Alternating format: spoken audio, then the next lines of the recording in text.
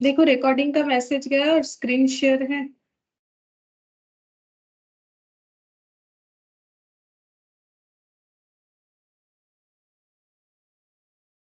हाँ।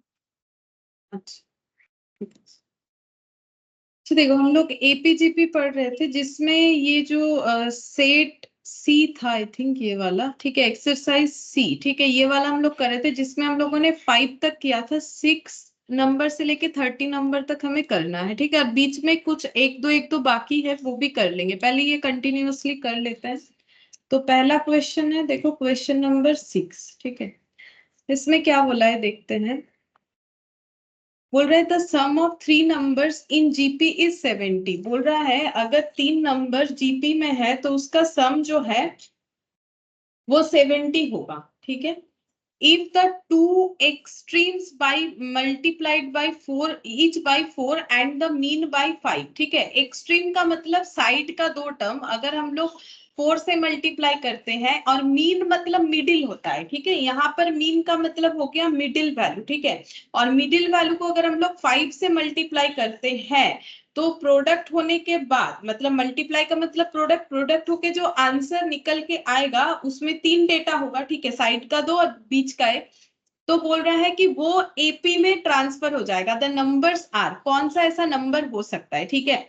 तो मेरा ये क्वेश्चन है कि हम लोग को यहाँ पर जो ऑप्शंस दिए हुए हैं वो एपी में दिए हुए हैं कि जीपी में दिए हुए हैं, क्या लगता है तुम लोग को? मतलब क्वेश्चन पढ़ने के बाद क्या लग रहा है कि एपी में दिए हुए हैं कि जीपी में दिए हुए हैं?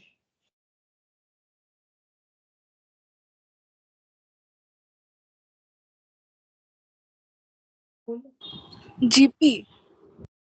जीपी सही है। देखो the sum of 3 numbers in GP 70 if the two extreme, मतलब ये जो है ये जीपी नंबर है, ठीक है। देखो क्या बोला है, सम ऑफ 3 नंबर्स, 3 नंबर का एडिशन करोगे 70 होगा। दो एक्सट्रीम टर्म्स को अगर मल्टीप्लाई करते हो 4 से, ठीक है, 4 से, ठीक है, यहाँ पर 4 से, यहाँ पर भी 4 से, हम लिख के दिखा देंगे, ठीक है, यहाँ एक बार समझो। और मीन टर्म को अगर इंटू करते हैं 5 से तो बोल रहा है तब वो ट्रांसफर हो जाएगा एपी में करने के बाद। तो फिर जो आंसर दिया हुआ है ऑप्शंस में वो ऑब्वियसली जीपी रिलेटेड ही आंसर होगा, ठीक है। तो हम लोग इस क्वेश्चन को कैसे कर सकते हैं, तो देखो हम लोग इसको ज्यादा वो डिटेल्स में नहीं करेंगे, मतलब एमसीक्यू टाइप में ही करने का कोशिश करेंगे। तो यहाँ पर हम लोग को सबसे पहले चेक करना चाहिए कि एक्चुअली गिवन डेटा मेरा जीपी में होना चाहिए, फिर उस पे कुछ हमें मल्टीप्लिकेशन वगैरह करना है तो वो बन जाएगा एपी। तो पहले देखो कि इसमें से कौन सा जीपी में है वो हम लोग चेक करते हैं, ठीक है। तो कैसे चेक करेंगे, यहाँ पर चला गया मेरा, हाँ ये रहा जाएगा, ठीक है। अब देखो 6 नंबर में, अरे ये क्या हो रहा है, अच्छा देखो हम लोग के पास ऑप्शंस जो है वो हम लिख रहे हैं। देखो पहला ऑप्शन है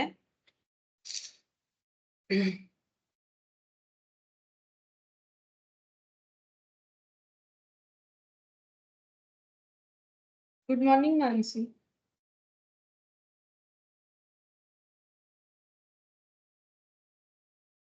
गुड मॉर्निंग मानसी।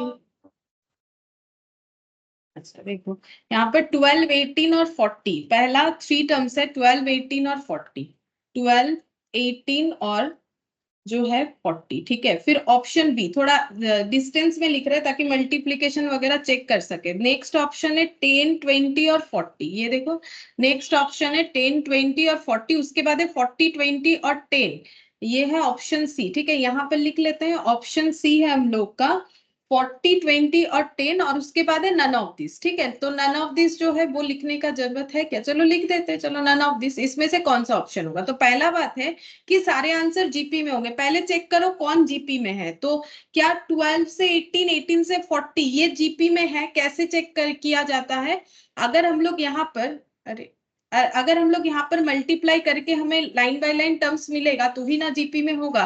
तो यहाँ पर 12 में कितना मल्टीप्लाई करने से 18 होगा, कैसे निकालोगे? Any term by previous term, r निकालो, आर कितना होगा इसमें? आर हो जाएगा एनी टर्म यानी इसमें आर कितना होगा 18/12, ठीक है 18/12, तो 12 में अगर 18/12 करेंगे तो हम लोग का 18 जरूर आएगा, लेकिन 18 में अगर 18/12 करोगे तो क्या 40 आएगा? नहीं आएगा। तो ये अगर जीपी में है ही नहीं तो इस पे बाकी चीज क्यों अप्लाई करके देखे? पहले ये खुद जीपी में होगा, फिर इसमें मल्टीप्लाई होगा तो ये एपी में होगा, ऐसा बोला है, ठीक है।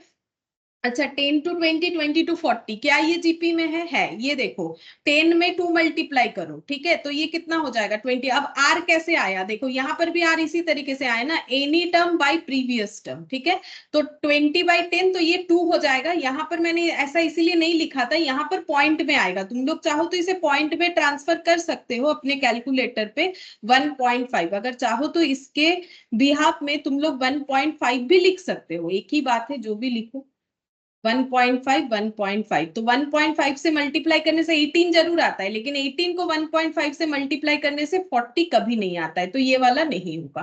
अच्छा अब ये देखो 20 से 40, इसमें भी 2 मल्टीप्लाई करेंगे तो आ जा रहा है, तो ये जीपी तो है, ठीक है। अब हमें इस पे क्या क्या चेक करना है? पहला बात है कि अगर हम लोग 3 नंबर को टोटल करेंगे तो 70 होना चाहिए, क्या ये 70 होगा? चेक करते हैं, 20, 10, 20 और 40, 40, 50, 60, 70, हाँ 70 हो रहा है। फिर बोला है कि अगर एक्सट्रीम टर्म्स को, ठीक है, मल्टीप्लाइड करते हैं 4 से, मतलब 10 को मल्टीप्लाई करना है 4 से और इधर 40 को मल्टीप्लाई करना है 4 से, एक्सट्रीम टर्म ये हो गया। और मीन टर्म्स को देखो मल्टीप्लाई करना है 5 से, मीन का मतलब मिडिल का वैल्यू, इसको मल्टीप्लाई करना है 5 से, तो देखो कितना आ रहा है, इधर 40 आ गया, इधर 100 आ गया, इधर आ जाएगा 160, ठीक है। अब बोल रहा है ये मल्टीप्लाई होने के बाद ये एपी में होना चाहिए। अब एपी में है कि नहीं चेक करते, देखो वही बोला है कि एपी में होना चाहिए, तो ही वही हमारा आंसर होगा जो ये सारे कंडीशंस को फुलफिल करेगा। पहले तो खुद जीपी में होगा, फिर ऐड करने से 70 होना चाहिए, दूसरा है कि एक्सट्रीम को मल्टीप्लाई 4 और मिडिल को 5 से मल्टीप्लाई करने से एपी होना चाहिए। अब देखते हैं एपी है कि नहीं। एपी कैसे निकाला जाता है? एपी में डी निकाला जाता है, any term minus previous term होता है, ठीक है, तो ये 60 आ रहा है, तो 40 में अगर 60 ऐड करेंगे तो 100 आता है, ठीक है, 100 में 60 ऐड करोगे 160 आएगा। ये तो सारे चीजों को सेटिस्फाई कर रहा है, मतलब आंसर ऑप्शन बी होगा, ठीक है। अच्छा अब सी पे भी एक बार चेक कर लेते हैं, ऐसा इसीलिए कर रहे हैं क्योंकि हम लोगों ने देखा है कि यहाँ जो एक्सरसाइजेस है ना उसमें हमारा मोर देन 1 आंसर आ रहा है, लेकिन मैंने बार बार बोला है एग्जाम में एक ही कोई आंसर आएगा, दो दो आंसर नहीं होता है, बट यहाँ पर है, तो एक काम करते हैं एक बार चेक कर लेते हैं, ठीक है, कि बाई चांस अगर यहाँ पर भी ऐसा कुछ हो तो यहाँ पर देखो 40 में कितना मल्टीप्लाई करने से 20 आएगा, 40 में अगर 1/2 करोगे मतलब आर निकालना पड़ेगा, any term by previous term, तो ये कितना हो जाएगा 1/2, ठीक है, तो 1/2 करने से 10 आ गया। अच्छा ये जीपी में है, अब सारे टर्म्स का एडिशन करो, 70 आना चाहिए, तो ये देखो सेम ही डेटा है 70 तो आएगा। अब एक्सट्रीम टर्म्स जो है उसको मल्टीप्लाई करना है 4 से और मिडिल टर्म को मल्टीप्लाई करना है 5 से, तो यहाँ पर देखते हैं ये हो गया 160, ये हो गया 100 और ये हो गया 40, ठीक है। अब हम लोग को देखना है कि इसमें जो है ये एपी बनता है कि नहीं। एपी के लिए क्या चाहिए होता है? डी, एनी टर्म माइनस क्या हो जाता है प्रीवियस टर्म, तो -60 हो गया, तो 160 में -60 करो 100 आएगा, 100 में -60 करो 40 आएगा, ठीक है, तो इसका मतलब सी भी हम लोग का आंसर हुआ, तो डी तो फिर होगा नहीं, ठीक है, ए और डी नहीं हुआ, इसका मतलब हम लोग का आंसर हो जाएगा बी और सी, ठीक है, ये दोनों आंसर होगा, जबकि एग्जाम में ऐसा नहीं होगा ये हम कंफर्म बोल सकते, बट यहाँ है तो मैंने करके दिखा दिया, इसीलिए तुम लोग एक्सरसाइज में चेक कर लेना, ठीक है, एग्जाम में ऐसा नहीं होगा, तो ये एक्सरसाइज में ऐसा कुछ बना हुआ है, ठीक है, तो ये हो गया बी और सी दोनों आंसर होगा, ठीक है। अच्छा अब एक तो मैंने बता दिया, चलो ठीक है, एक रिकॉल हो गया। अब हम तुम लोगों से पूछेंगे 7th नंबर से, जैसे कि देखो यहाँ पर बोला है the sum of 3 numbers are in AP, ठीक है, बोल रहा है कि 3 नंबर का अगर सम करेंगे जो कि एपी में है वो है 15, if 1, 4 and 19 be added to them, अगर वो तीनों टर्म में पहले वाले में 1, दूसरे वाले में 4 एंड थर्ड वाले में 19 अगर ऐड कर देते हैं the result are in GP, तो आंसर बोल रहा है जीपी में बन जाएगा द नंबर्स आर, ठीक है। ये सब ऑप्शंस दिए हुए कौन से ऐसे नंबर्स है, तो मुझे बताओ ये ऑप्शंस जो गिवन है ये एपी में गिवन है कि जीपी में गिवन होगा? क्वेश्चन के अकॉर्डिंग ये एपी में गिवन होगा कि जीपी में होगा? बोलो। हाँ बोलो। एपी। हाँ एपी में गिवन होगा, ठीक है। सेम टाइप ऑफ क्वेश्चन है ना, अभी किया एपी में गिवन होगा, तभी तो हमें पता चलेगा इसमें 1419 ऐड करने से ये जीपी होता है कि नहीं। कैसे करोगे, चेक करो खुद से, ए बी सी में, ठीक है। और डी तो नन ऑफ दिस है, तो हम ए ऑप्शन लिखते हैं। ए है 26, 5 और -16, ठीक है। बी ऑप्शन में है हम लोग का 258, 258 सब में तुम लोग लाइन बाय लाइन चेक करते जाओ। 258 और 582, सी है 58 और 2, और डी है नन ऑफ दिस, चेक करो, ठीक है। अच्छा अब ये किस में दिया हुआ होगा, 3 नंबर सारी एपी, ये एपी में अगर है और इसका टोटल 15 होना चाहिए, पहले चेक करते हैं एपी में है कि नहीं। तो ये क्या एपी में होगा, एपी का मतलब है कॉमन डिफरेंस निकालना, डी का मतलब एनी टर्म, कोई भी टर्म लो और माइनस करना है प्रीवियस टर्म, तो उसके आगे एक प्रीवियस टर्म होना चाहिए। 26 हम इसलिए नहीं ले रहे क्योंकि इसके आगे कोई प्रीवियस टर्म नहीं है। -16 भी ले सकते हो तो भी सेम आंसर आएगा, -16 -5।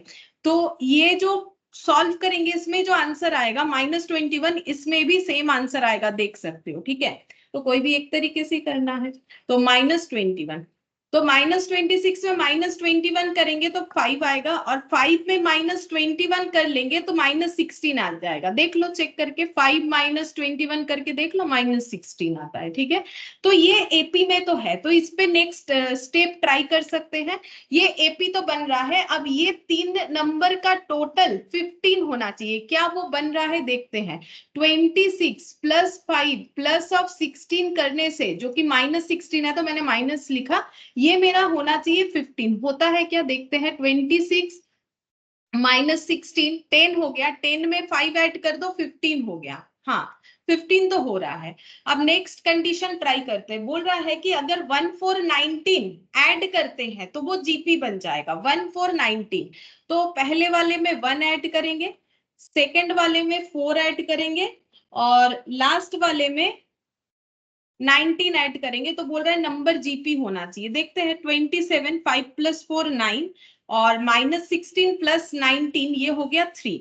अब चेक करते हैं ये जीपी बनता है कि नहीं। कैसे चेक करेंगे, जीपी में हमें आर चाहिए, आर का मतलब क्या हो जाता है, any term divided by previous term, मतलब 1/3। तो 27 में 1/3 मल्टीप्लाई करने से 9 होता है, बिल्कुल होता है, चेक करके देख लो। 27 × 1/3 9 होता है। अब 9 में 1/3 लगाने से 3 होना चाहिए, हाँ ये भी तो हो रहा है, तो इंटू 1/3 कर दिया तो 3 हो गया। तो इसका मतलब ये तो सारे कंडीशंस फुलफिल हो गए, इसका मतलब आंसर मेरा ऑप्शन ए तो होगा, ठीक है। अब दूसरा भी कुछ होगा कि नहीं वो देख लेते हैं, एग्जाम में देखना नहीं पड़ेगा, एग्जाम में एक ही आंसर होगा, बट यहाँ पर क्या हो रहा है, मल्टीपल आंसर हो रहा है, तो हम एक बार चेक कर लेते हैं, ठीक है। अच्छा 258 क्या ये एपी में है, देखते हैं। 2 में ये देखो, एपी के लिए क्या निकालना पड़ेगा, एपी के लिए D, any term minus previous term, तो कितना हो जाएगा 3, ठीक है। तो ये देखो 2 में 3 ऐड कर दिया, कितना हो गया 5, 5 में 3 ऐड कर दिया, कितना हो गया 8, ठीक है। एपी है। अच्छा अब 2 5 और 8 को ऐड करने से क्या 15 होगा, हाँ होगा, 8 + 2 10 होता है, 10 में 5 ऐड करोगे तो 15 होगा।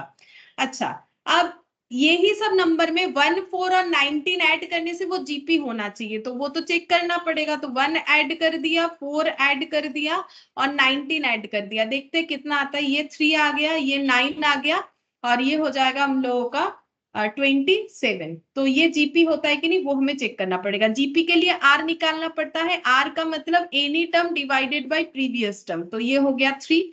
तो 3 में 3 मल्टीप्लाई करेंगे, आर 9 होगा, 9 में 3 मल्टीप्लाई करेंगे 27। बी भी मेरा आंसर हो रहा है, ठीक है, बी भी मेरा आंसर हो रहा है। अच्छा अब सी को चेक करते हैं, ठीक है। सी में पहले इसको चेक करेंगे कि ये हम लोग का एपी है कि नहीं। तो डी का मतलब any term minus previous term, तो -3 होगा।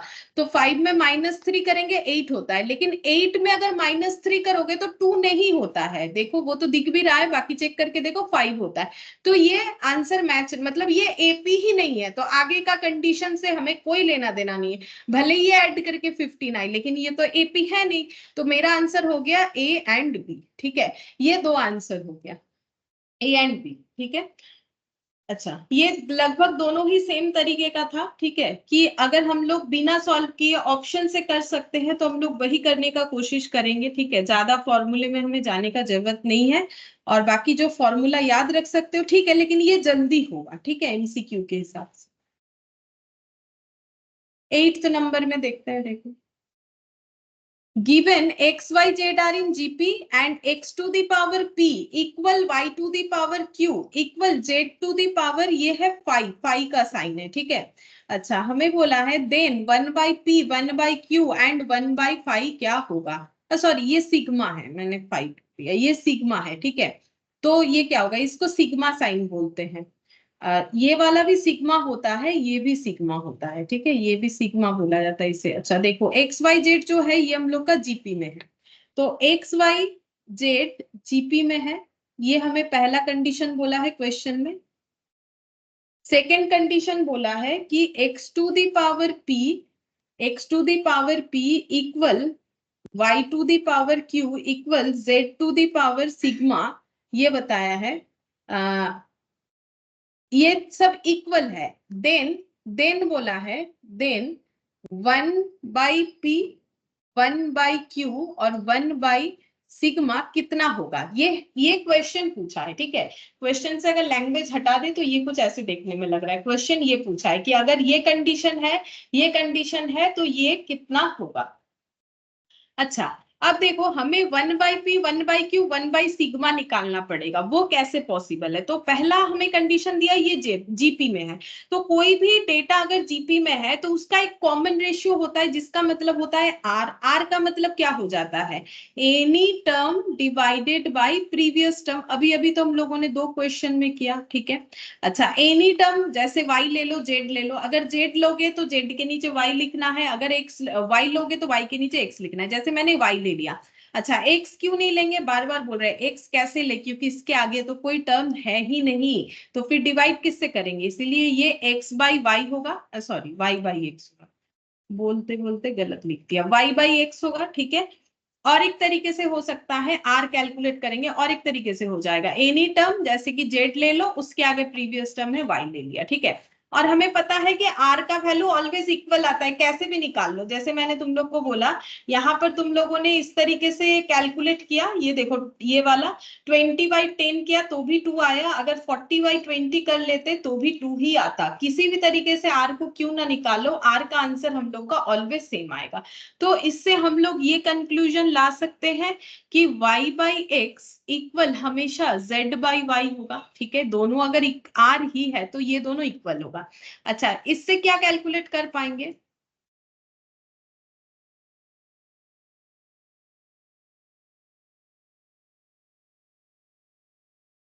Good afternoon students. Good afternoon ma'am. अच्छा, अब देखो यहाँ पर मल्टीप्लाई करने से कितना आ जाएगा, यहाँ पर मल्टीप्लाई कर लेते हैं, ठीक है। ये मल्टीप्लाई हो जाएगा, ये जो हम लोगों ने लिखा है इससे क्या कंक्लूजन आ सकता है, मल्टीप्लाई हो सकता है, तो y square equal x z हो गया। लेकिन हमें अभी तक तो कुछ बेनिफिट नहीं दिख रहा है, क्योंकि हम लोग को तो निकालना है इस तरीके से 1 by p 1 by q 1 by sigma.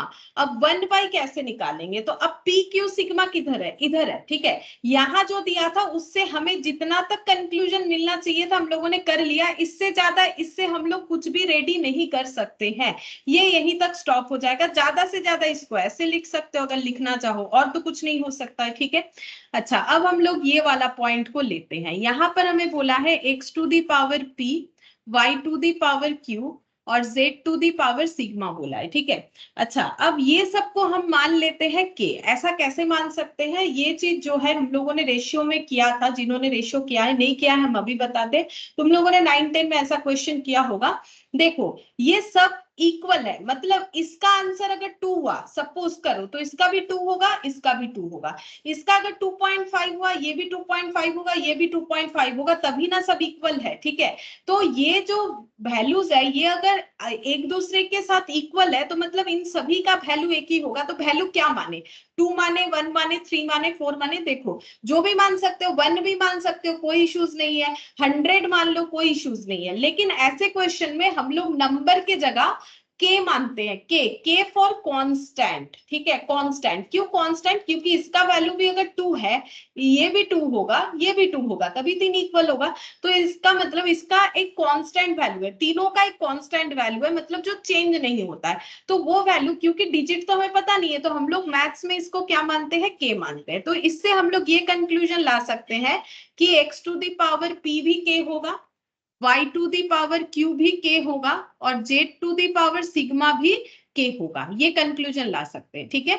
अब यहां से क्या हम लोग 1/p बना सकते हैं? बोलो, क्या यहां से 1/p बना सकते हैं? बोलो, यहां से कैसे 1/p बनेगा, पता है तुम लोगों को?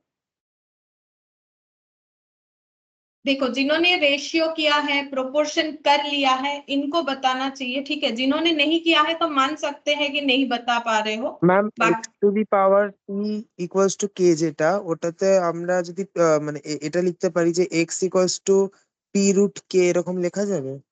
মানে না, পাওয়ারটা पी যদি रूट के ना, ওইটা थोड़ी ना पी रूट के, हाँ रूट नहीं होता है। बोलो, रेशियो तो किया है, रेशियो जिन्होंने किया है, ठीक है। जिन्होंने नहीं किया है चलो हम छोड़ दिए। बोलो, रेशियो तो कर लिया है, मुझे तो याद है जिन्होंने किया है। मैम वी कैन, हम लोग कर सकते हैं कि x equals k to the power 1/p। हाँ सही है, देखो k to the power 1/p, ठीक है। ये एक फॉर्मूला होता है। देखो, अगर मुझे पावर को चेंज करना है, मुझे बेस, ये तो बेस हुआ ना, जैसे 2 टू दी पावर 3, 2 को क्या बोलते हैं? इसको बेस बोलते हैं और इसको हम लोग बोलते हैं पावर। देखो, जिन्होंने मेरे पास रेशियो कर लिया है, ठीक है, मेरे पास प्रोपोर्शन पढ़ लिया है, तीनों चैप्टर एक साथ होता है, लॉग पढ़ लिया था, इनसे तो एक्सपेक्टेड था कि इनको बताना चाहिए था, ठीक है।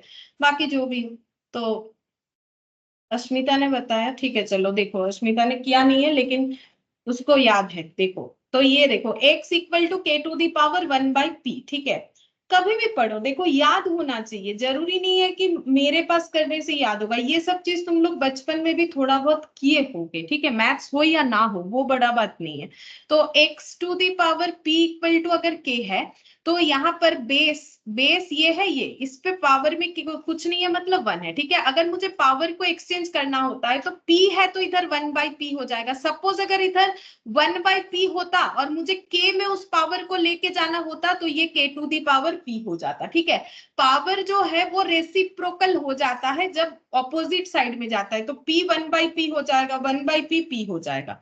सेम तरीके से y equal to k to the power 1/q, same तरीके से z equal to k to the power 1/सिग्मा, ठीक है। ये बन गया। अच्छा, अब देखो हम लोग को मिला 1/p 1/q 1/सिग्मा मिला, लेकिन k के रेस्पेक्ट में मिला, ठीक है। लेकिन मिला तो ठीक है 1/p 1/q। अब इसका एप्लीकेशन हम लोग कैसे कर सकते हैं? अब देखो, यहाँ हमें एक रिलेशन मिला था y square equal to x z, या फिर y equal to root over of x to the x into z, ठीक है। अब दोनों में से कुछ भी तुम लोग ले सकते हो। अब हम लोग यहाँ पर ऐसे लिख सकते हैं कि हमें एक कंक्लूजन मिला है y square equal to x z, ठीक है।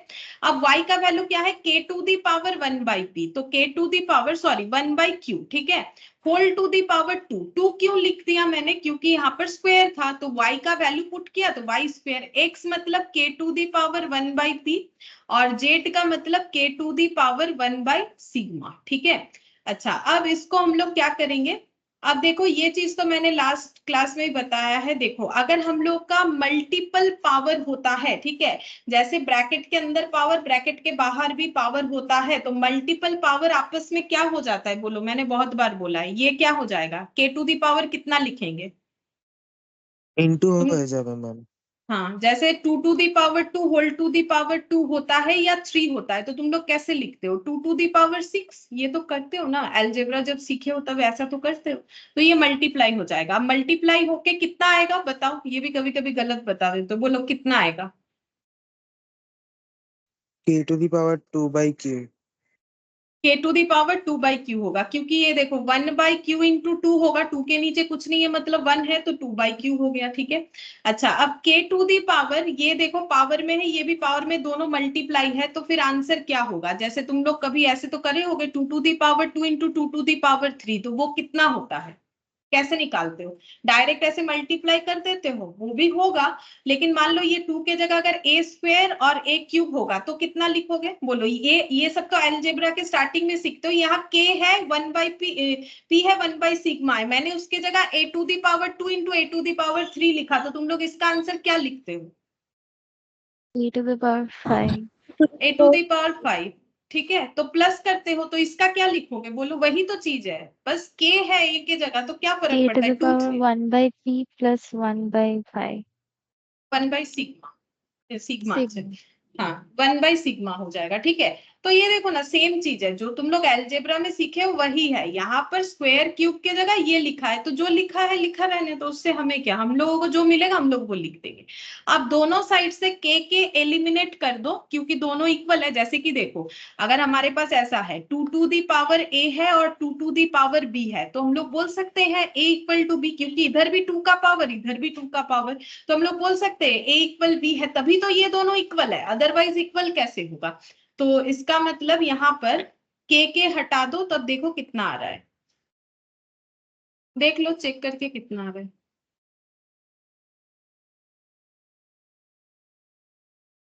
Good afternoon Kishan. Good afternoon ma'am. 2 by q 1 by P plus 1 by sigma, ठीक है, ये कैलकुलेट हो गया। और हम लोग को क्या चाहिए, 1 by p 1 by q 1 by sigma कितना होगा, ये हम लोगों को चाहिए, ठीक है। तो देखो मुझे ना 1 बाई क्यू नहीं मिला, 2 बाई क्यू मिला, क्या इसको हम लोग 1 बाई क्यू में ट्रांसफर कर सकते हैं किसी भी तरीके से, बोलो कैसे ट्रांसफर करोगे, 2 बाई क्यू लिखा हुआ है, इसको 1 बाई क्यू में कैसे लिख सकते हैं हम लोग, क्या ऐसे करें कि हमें 1 बाई क्यू मिल जाए।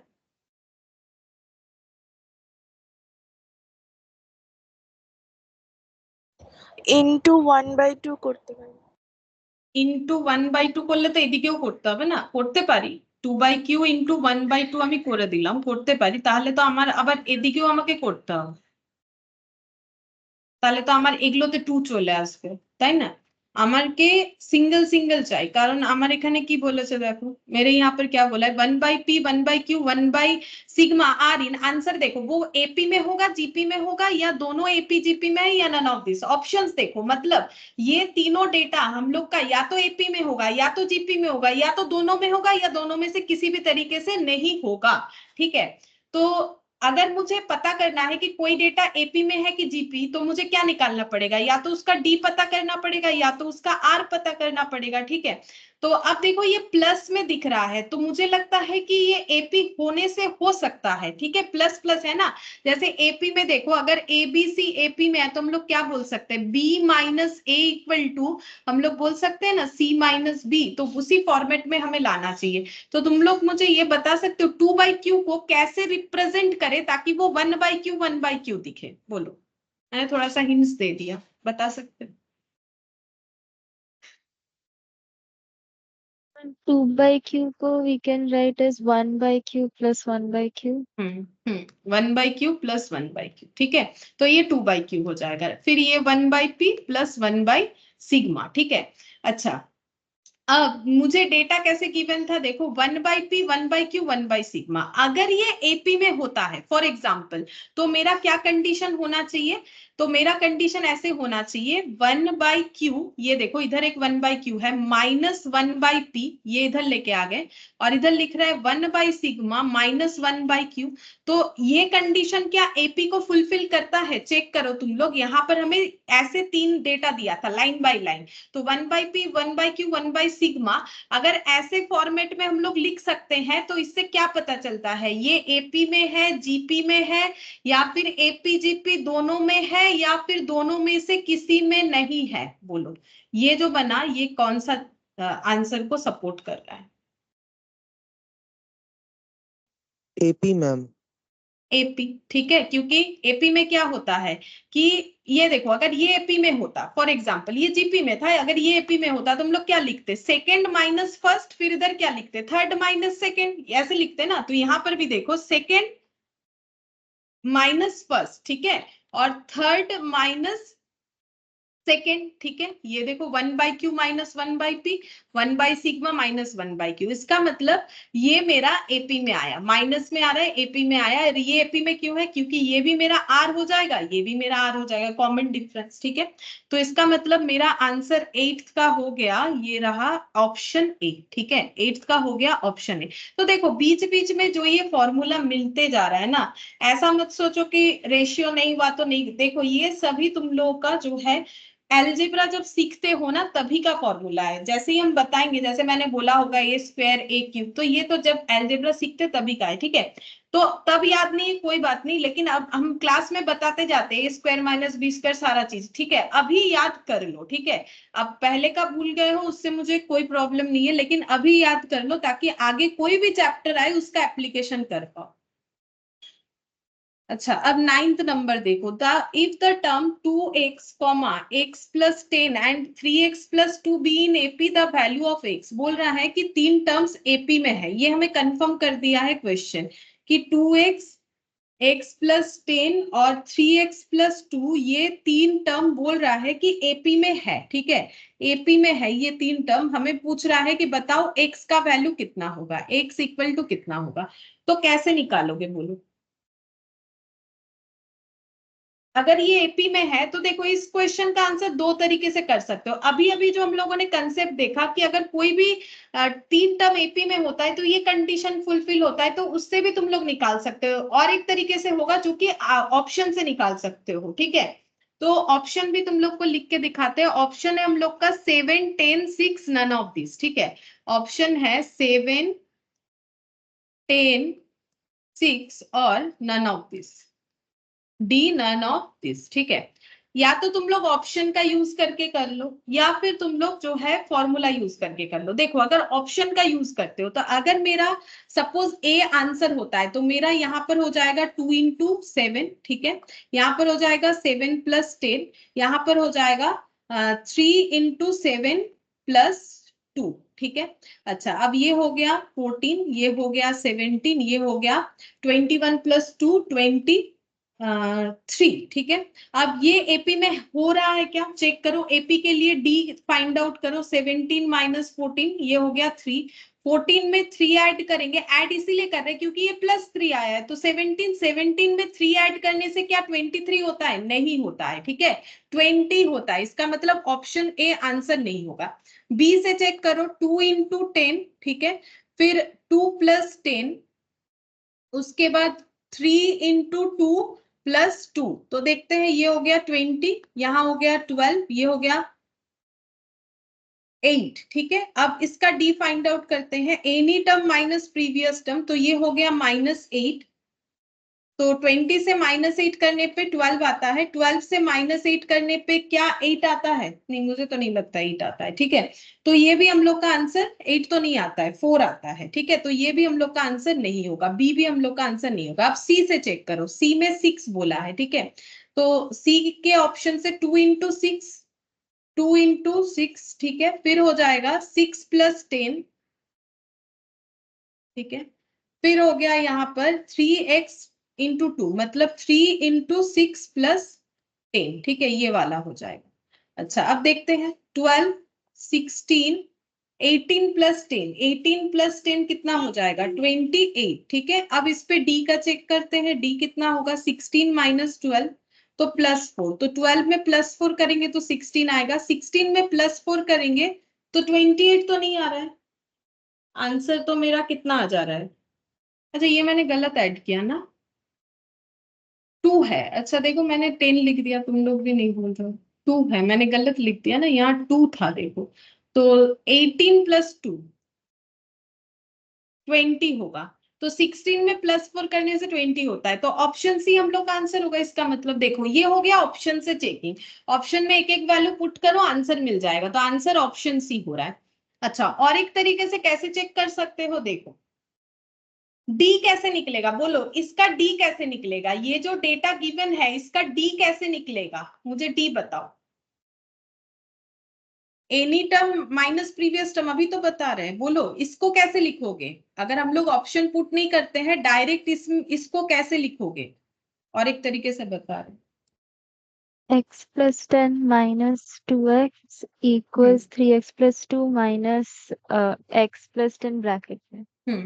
देखो any term minus previous term, ठीक है।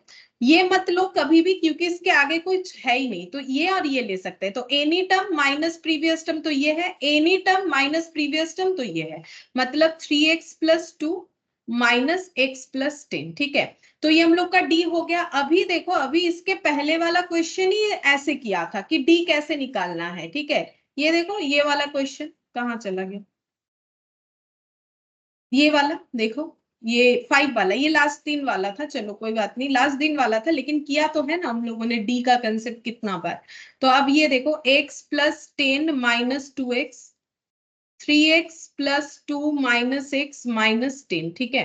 तो ये हो गया माइनस एक्स प्लस 10, यहाँ पर हो गया 2x माइनस 8, अच्छा, minus x minus 2x minus 10 minus 8 minus 3x minus 18, x equal minus 18 by minus 3 यानी कि 6 हो गया। देखो 6 ही था, ऑप्शन सी मेरा 6 ही था, ठीक है। अब देखो, जिनको फॉर्मूला याद नहीं रहता या कॉन्फिडेंस कम लग रहा है, तो फिर ये भी ऑप्शन है, ऐसा नहीं कि नहीं करके आना है, ऐसे भी कर सकते हो।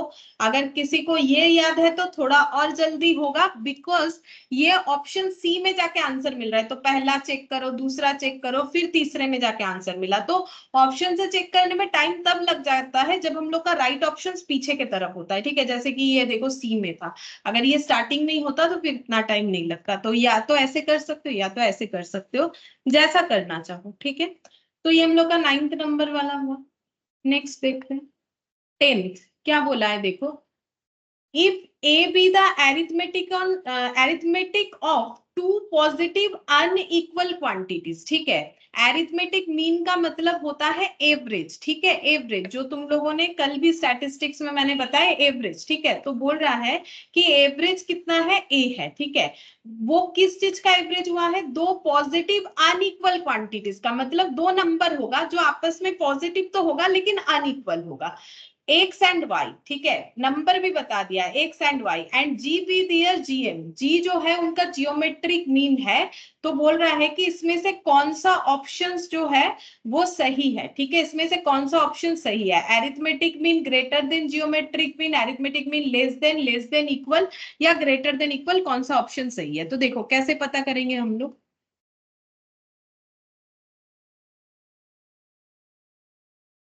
देखो अनइक्वल पॉजिटिव, ये मैंने पॉजिटिव लिखा है, पॉजिटिव के लिए प्लस दिया वी, अनइक्वल पॉजिटिव नंबर, ठीक है, अनइक्वल पॉजिटिव नंबर एक्स और वाई, ये मेरे को दिया हुआ है क्वेश्चन में, ठीक है। अब ये एक्स और वाई का जब एरिथमेटिक मीन निकालेंगे तो जो आंसर आएगा उसको ए से डिफाइन करना है, ऐसा क्वेश्चन हमें बोल रखा है, ठीक है। और जीएम को जी से डिफाइन करना है, तो इसका जीएम निकालोगे तो वो हो जाएगा जी, ठीक है। अच्छा, अब एम और जीएम कैसे निकाला जाता है, एम का मतलब कुछ नहीं, सिंपल एवरेज करना। तो एक्स और वाई का एवरेज कैसे करोगे, अगर तुम लोग को 10 20 दिया हुआ है तो उसका एवरेज कैसे करोगे, वैसे ही करना है, x plus y divided by 2, ठीक है।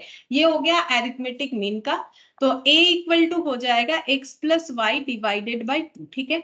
अच्छा, जीएम कैसे निकाला जाता है, देखो जीएम जियोमेट्रिक मीन जो है, ये हम लोग जब जीपी कर रहे थे तब भी मैंने बोला जीएम कैसे निकाला जाता है। जीएम होता है नंबर का मल्टीप्लीकेशन, तो x इंटू वाई होगा, जितना नंबर होगा उतने नंबर का, अगर z होता तो z लिख देते, जितना नंबर होगा, होल टू दी पावर 1/2, दो नंबर है तो 1/2, तीन नंबर होता तो 1/3, चार होता तो 1/4 हो जाता। तो g equal to root over of X Y, इसको root over of X Y लिख सकते हैं, यहाँ पर 2 लिख सकते हो, ये चीज को हम लोग ऐसे रिप्रेजेंट कर सकते हैं, ठीक है। जो 2th रूट ऑफ मान लो 4 है, इसको ऐसे लिखा जा सकता है 4 टू दी पावर 1/2, ठीक है। ये भी देखो, ये हम लोग का जो है नॉर्मल तुम लोग करते हो ना, रूट ओवर ऑफ 25, ये 5 क्यों लिखते हो, ठीक है, ये 5 क्यों लिखते हो, उसका लॉजिक क्या है, ये तुम लोग बचपन से करते हैं, लेकिन क्यों होता है ऐसा, यहाँ पर क्या है, ये एक्चुअली सेकेंड रूट है, ठीक है, जो कि लिखना नेसेसरी नहीं होता है। 2 के अलावा कोई और डेटा हो तो लिखना नेसेसरी होता है, लाइक 3 4 5, ठीक है। तो 25 टू दी पावर एक्चुअली ये हाफ होगा, ठीक है, एक्चुअली ये हाफ होगा। तो इसको हम लोग कैसे लिख सकते हैं, 25 को लिखना है 5 का स्क्वायर, ठीक है। अब जब मल्टीपल पावर होता है तो वो आपस में मल्टीप्लाई हो जाता है, तो 2 कैंसिल होके 5 आया, तभी हम लोग 5 लिखते हैं, इसी रीजन से लिखते हैं, ठीक है। तो इसका मतलब अगर मेरा कुछ रूट दिया हुआ है जिसमें कुछ भी नहीं लिखा हुआ यहाँ पर, तो वो सेकेंड रूट है, सेकेंड रूट। और अगर मान लो थर्ड रूट होता तो जरूर यहाँ पर ऐसे लिखा हुआ रहता, ठीक है। है। जैसे प्लस लिखना नेसेसरी नहीं है, डेटा में माइनस लिखना नेसेसरी है, सेम उसी तरीके से रूट के केस में सेकेंड रूट हो तो लिखना जरूरी नहीं है, लिखो तो भी ठीक, ना लिखो तो भी ठीक, ठीक है। लेकिन अगर मेरा सेकेंड रूट की जगह कुछ और हुआ तो लिखना जरूरी होता है, तो इसको हम लोग ऐसे रिप्रेजेंट कर सकते हैं। तो देखो आज मैंने तुम लोग को कितना सारा चीज बताया। अगर a to the power p whole to the power q है तो a to the power p q होता है, ठीक है, ये बताया। a to the power p into a to the power q है तो a to the power p plus q होगा, ठीक है, अभी थोड़ी देर पहले क्वेश्चन में है। और ये देखो हर एक क्लास में मतलब कुछ ना कुछ टॉपिक में ये सब आते ही जाता है। और ये देखो अगर जैसे a to the power x to the power m है तो उसको हम लोग कैसे लिखेंगे, x to the power m अपना जैसा वैसा रहेगा, टू दी पावर 1/a। जैसे इसके पावर में कुछ नहीं है तो क्या हुआ, 1 तो है, इसके पावर में कुछ नहीं है तो 1 तो है, लेकिन 1 लिखना नेसेसरी नहीं है तो नहीं लिखते हैं, ठीक है। तो जी इतना हो गया। अब हमें इससे बताना है कि कौन सा आंसर हमारा यहाँ से मैच होगा, मतलब एम लेस देन जीएम होगा, एम ग्रेटर देन जीएम होगा, M greater than equal to G होगा कि ए लेस देन जी होगा। तब ये एक्स और वाई से बताना तो थोड़ा मुश्किल है, हम लोग एक्स वाई का कुछ वैल्यू मान लेते हैं, ठीक है। तो हम लोग दो अनइक्वल पॉजिटिव नंबर ले लेते हैं, जैसे कि मैंने ले लिया, सपोज करो कि 8 और 2 ले लिया, मैंने अपने मन से लिया, ठीक है। तुम लोग भी कोई भी नंबर लेके चेक करके देख सकते हो, बस दोनों नंबर अलग अलग लो और पॉजिटिव लो, ठीक है। तो मैंने ये दो नंबर ले लिया, ठीक है, ये x मान लिया, ये y मान लिया। अब am निकालेंगे तो 8 प्लस 2/2 तो 10/2 कितना हो गया 5, ठीक है। g यानी gm निकालेंगे तो कितना हो जाएगा 8 इंटू 2 और ये हो गया 1/2, तो ये कितना हो जाएगा सेकेंड रूट ऑफ 16, मतलब कितना होता है 4, रूट ओवर ऑफ 16 4 होता है। तो देखो g जो है वो लेस देन a हुआ, ठीक है, g जो है वो लेस देन a हो गया, ठीक है। मतलब हम लोग बोल सकते हैं कि g लेस देन a, लेकिन देखो यहाँ पर तो g को आगे रख के कहीं पर भी नहीं लिखा है, तो इसका दूसरा पढ़ाओ क्या होगा, मतलब g लेस देन a, इसको हम लोग और एक तरीके से क्या बोल सकते हैं, a ग्रेटर देन g। अगर जियोमेट्रिक मीन का वैल्यू एरिथमेटिक मीन से कम आ रहा है तो ऑपोजिटली बोल सकते हैं कि a का वैल्यू g से ज्यादा, मतलब arithmetic mean is greater than geometric mean, यानी आंसर हो जाएगा ये वाला बी, ऑप्शन बी, ठीक है। अच्छा अब ये देखो तुम लोगों ने, मैंने 8 लिया, तुम लोग कोई भी नंबर ले सकते हो, कोई भी नंबर लेके देख सकते हो। जैसे हम और एक दिखा देते हैं, जैसे मान लो 10 और 5 ले लिया सपोज, ठीक है, इसमें थोड़ा सा पॉइंट में आएगा फिर भी हम बताते हैं। 10 प्लस 5/2 15/2 होता है, 7.5 आएगा, ठीक है। एक बार चेक कर लेते हैं, मैंने तो ओरली किया, हाँ 7.5 ही आता है। और मान लो जी ले लिया तो 10 into 5 whole to the power 1/2 मतलब 50 का रूट, तो वो तो कैलकुलेटर ही मुझे सपोर्ट करेगा करने के लिए। ये देखो 50 का रूट 7.07, ठीक है। देखो कम आया ना, 07 कम होता है, 0.50 ज्यादा होता है, ठीक है। तो कोई भी नंबर लेके तुम लोग करके देख सकते हो रैंडमली, मैंने जैसे 2 नंबर लिया, तुम लोग कोई भी नंबर लेके करके देख सकते हो कि ऑलवेज जियोमेट्रिक मीन जो है एरिथमेटिक मीन से कम ही होता है और इक्वल तब होता है। ये देखो ये जो इक्वल वाला केस है ना, इक्वल तब होता है अगर मेरा दोनों वैल्यू इक्वल हो, तब इक्वल होगा, अदरवाइज कभी भी इक्वल नहीं होता है, ठीक है। तभी इक्वल होता है, अदरवाइज कभी भी इक्वल नहीं होगा। तो जो भी हो, यहाँ तो मुझे जो ऑप्शंस दिया था उसके हिसाब से हमारा आंसर ऑप्शन बी निकल के आया। तो ऐसे एक्स वाई से तो क्लियर नहीं होगा, कोई भी डेटा जो कि कंडीशन दिया है अनइक्वल पॉजिटिव नंबर, उस हिसाब से तुम लोग निकाल सकते हो। अच्छा 11th नंबर का देखते हैं क्या बोला है। The M of two positive number is 40, बोल रहा है कि दो पॉजिटिव नंबर्स का एरिथमेटिक मीन निकालेंगे तो 40 और उनका जियोमेट्रिक मीन निकालेंगे तो 24। नंबर्स क्या क्या होगा, तो बोलो कौन सा आंसर होगा। इस पे तुम लोग ट्राई करके देखो कि ए ऑप्शन में अगर इन दोनों डेटा का एम जीएम निकालते हैं तो क्या 4024 आता है, बी में निकालते हैं तो क्या 4024 आता है, सी का 4024 आता है कि किसी का भी नहीं आता है, तभी आंसर हो जाए। देखो ऑप्शन ए, ये तो ऑप्शन से बनेगा, जल्दी जल्दी बनेगा। देखो ऑप्शन ए में है 72,8, ठीक है, ऑप्शन ए में है 72,8। अगर हम लोग इसका एम निकालते हैं तो कितना होगा 80/2 40, और इसका जीएम भी निकालेंगे 72 into 8 whole to the power half, ये कैलकुलेटर ही हमें बता देगा। देखो 72 इंटू 8 जितना भी आया इसका रूट लगा लो, ठीक है, सेकेंड रूट 24 आ जाएगा, ठीक है।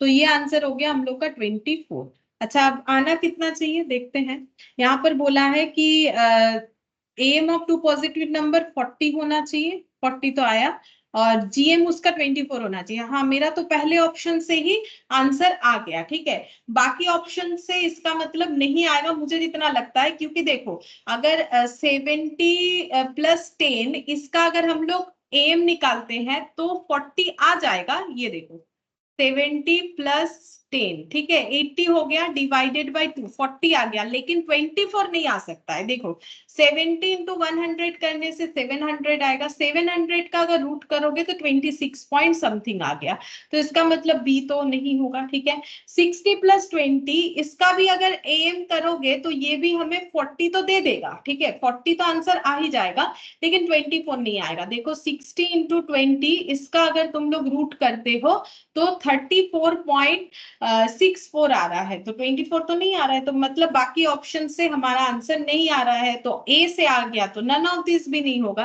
तो आंसर हम लोग का हो जाएगा ऑप्शन ए, ठीक है। 11 का ऑप्शन ए हो जाएगा। तो मैंने लिख लिया, ऑप्शन ए लिखा है कि नहीं चेक करते हैं, हाँ लिखा है, ठीक है। अच्छा अब नेक्स्ट देखो क्वेश्चन नंबर 12। अच्छा इसमें क्या बोला है देखो, 3 numbers are in AP, 3 number AP में है एंड देयर सम इज 15, तीनों नंबर का जो सम है वो 15 है। इफ 864 भी एडेड टू देम, अगर हम लोग वो सारे नंबर्स में 864 को ऐड करते हैं तो वो नंबर जीपी बन जाता है, तो कौन सा नंबर ऐसा है, ठीक है। तो ये गिवन डेटा किस में होगा, एकदम स्टार्टिंग में आज हम लोगों ने जैसा क्वेश्चन किया वैसा ही, तो गिवन डेटा हम लोग का एपी में होगा, ठीक है।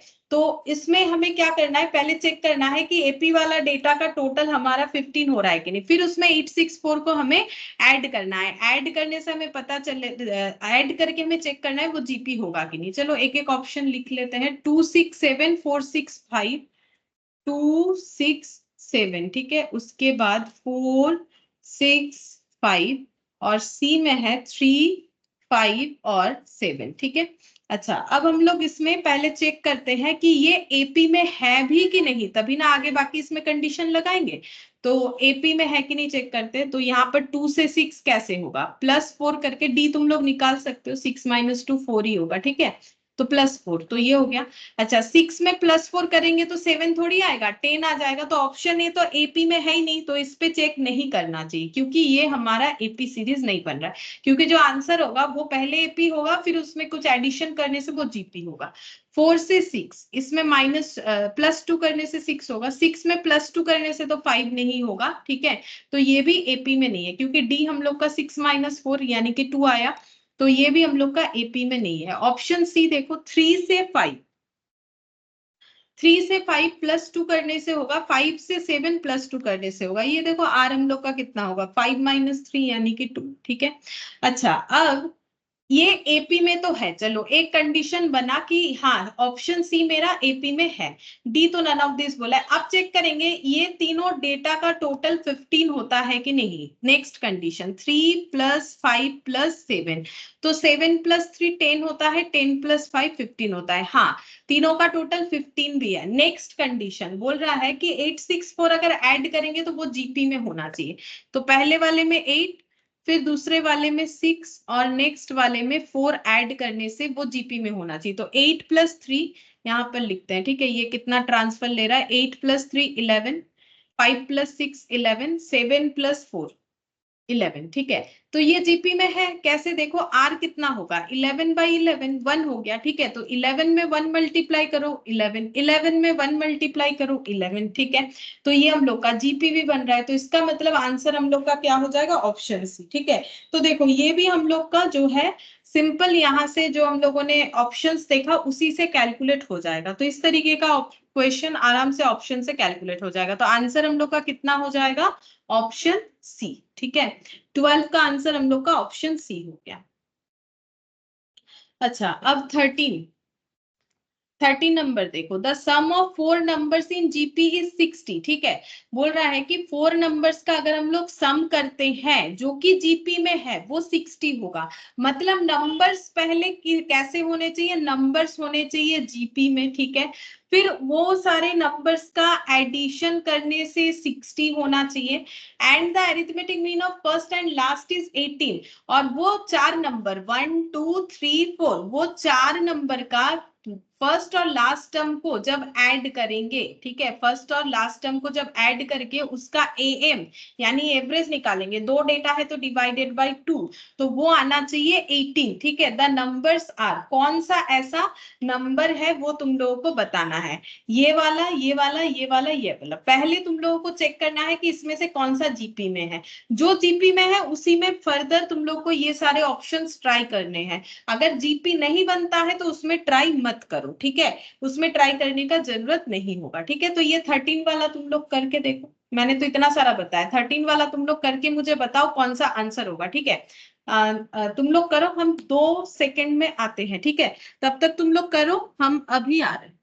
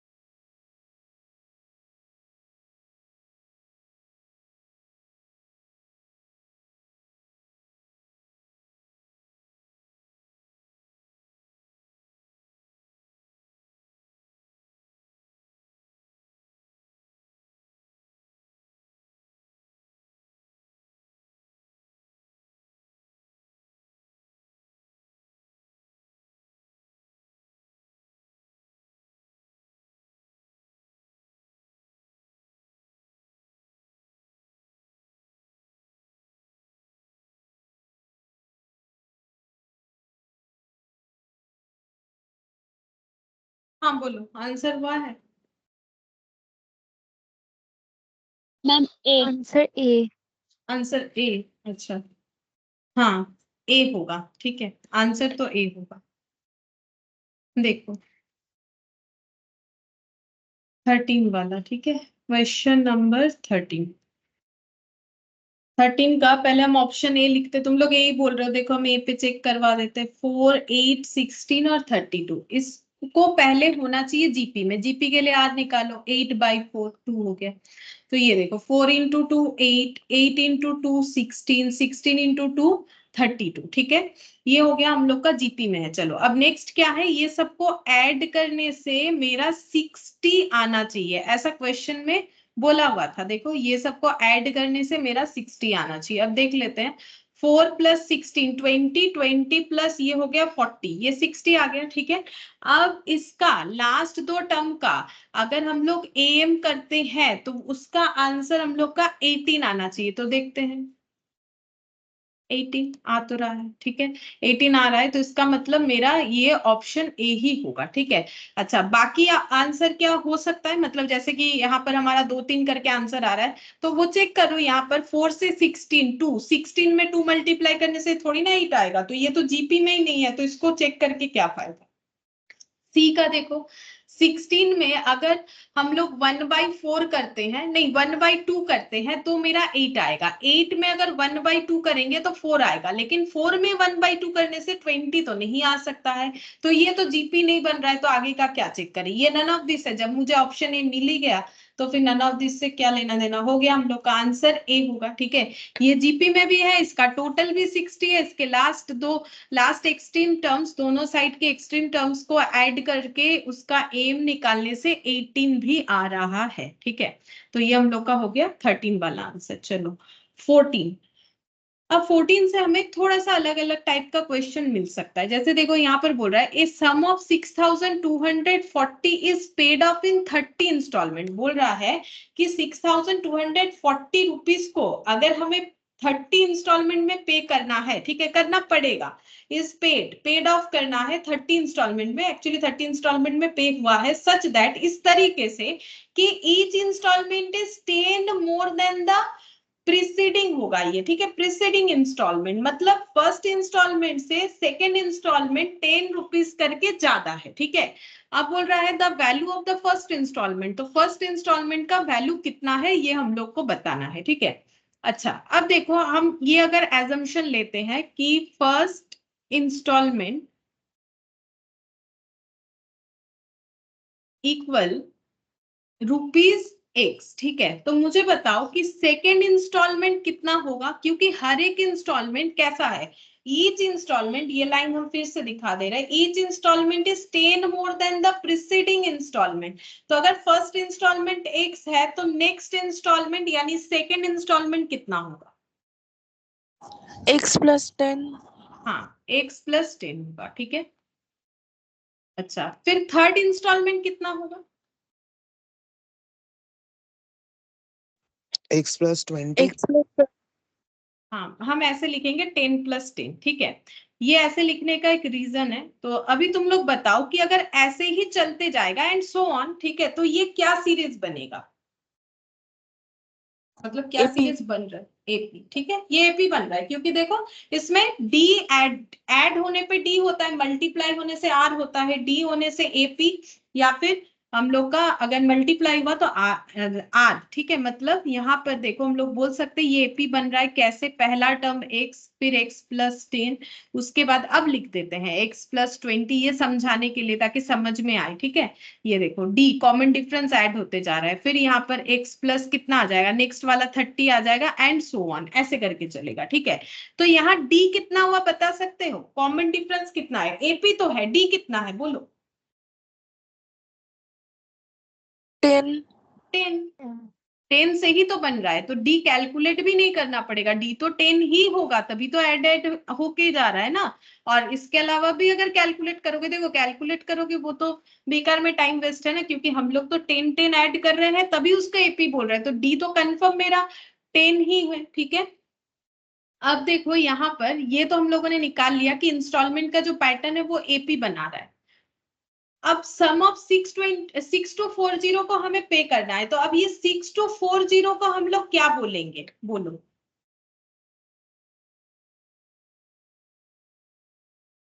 बोलो, ऐसा क्वेश्चन पहले हम लोगों ने किया है, 6240 को फिर क्या बोलेंगे? एपी का क्या, एपी में क्या क्या सीखा HN। है? S n, correct, s n होगा, ठीक है, सम ऑफ एन, ठीक है। सम ऑफ एन का मतलब सम ऑफ टोटल टर्म्स, टर्म्स का मतलब यहाँ पर इंस्टॉलमेंट, 30 इंस्टॉलमेंट यानी 30 टर्म में हमें पैसा देना है, पहले बार दूसरे बार। तो ये देखो T1 ये मेरा क्या है, T1 है, ठीक है, ये मेरा क्या है, T2 है, पहले मुझे ये देना पड़ेगा, सेकंड मुझे ये देना पड़ेगा, थर्ड मुझे ये देना पड़ेगा, और ऐसे करके मुझे टोटल पे करना पड़ेगा 6240, ये मुझे क्वेश्चन बता रहा है, ठीक है। अब मुझे क्या निकाल के देना है, ये x निकालना है, मतलब मुझे T1 निकालना है, ठीक है। अच्छा, अब ये हम कैसे निकाल सकते हैं, तो देखो मेरे पास एस एन का दो फॉर्मूला होता है, कोई भी एक फॉर्मूला तुम लोग यूज कर सकते हो, ठीक है। तो यहाँ पर हम लोग कौन सा फॉर्मूला यूज करेंगे, ये वाला, ठीक है। क्यों? क्योंकि मेरे पास T30 का आंसर मैंने निकाला नहीं है, अगर तुम लोग T30 निकाल लोगे तो ये फॉर्मूला भी लगा सकते हो, हम दोनों से दिखा देंगे, दोनों से ही हो जाएगा, A + L, ये फॉर्मूला सेम है, मैंने डिराइव करके दिखाया भी, तो हम दोनों तरीके से तुम लोग को आंसर करके दिखा देते हैं, ठीक है। अगर कोई ये फॉर्मूला लगा रहे हो तो क्या लिखोगे, एन है 6240, एन तो नहीं पता, नहीं एन पता है, बोलो एन कितना होगा, एन तो पता है, बोलो एन कितना होगा, एन का मतलब होता है नंबर ऑफ टर्म्स, चलो फिर से बता रहे हैं, नंबर ऑफ टर्म्स, बोलो एन कितना होगा?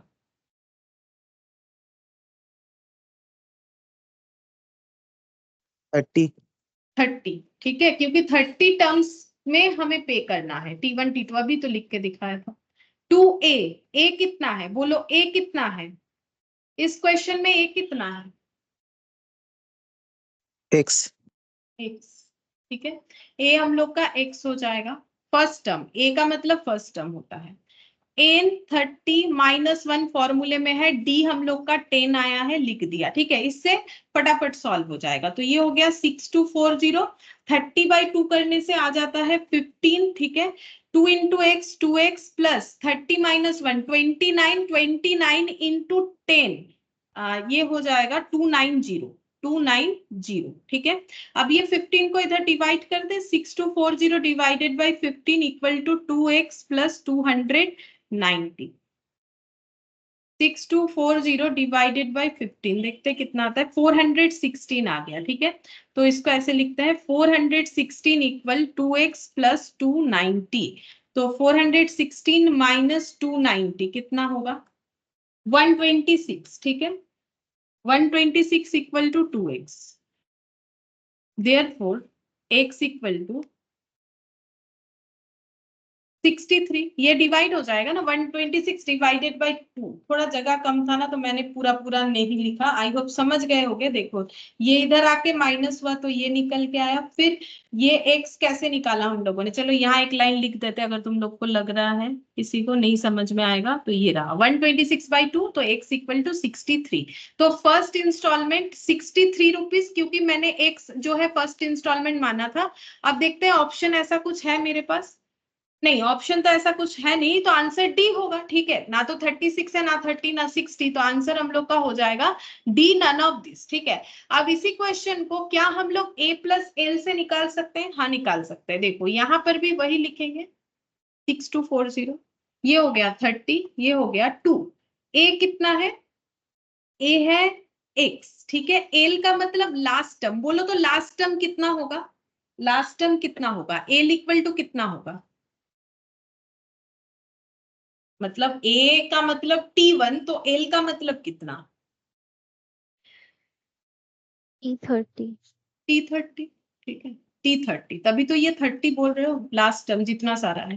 तो अब T30 कैसे निकालोगे, T30 ऐसे निकल जाता है a plus n minus 1 into D करके। ठीक है, अच्छा अब T30 जो है उसका वैल्यू निकालेंगे, a मतलब x, ठीक है, n का मतलब 30 टोटल टर्म, d का मतलब 10, तो x प्लस 29 इंटू 10 कितना हो गया 290। ठीक है, तो ये हम लोग का x प्लस 290 हो जाएगा l का वैल्यू। ठीक है, l T30, तो T30 मेरा आ गया इतना।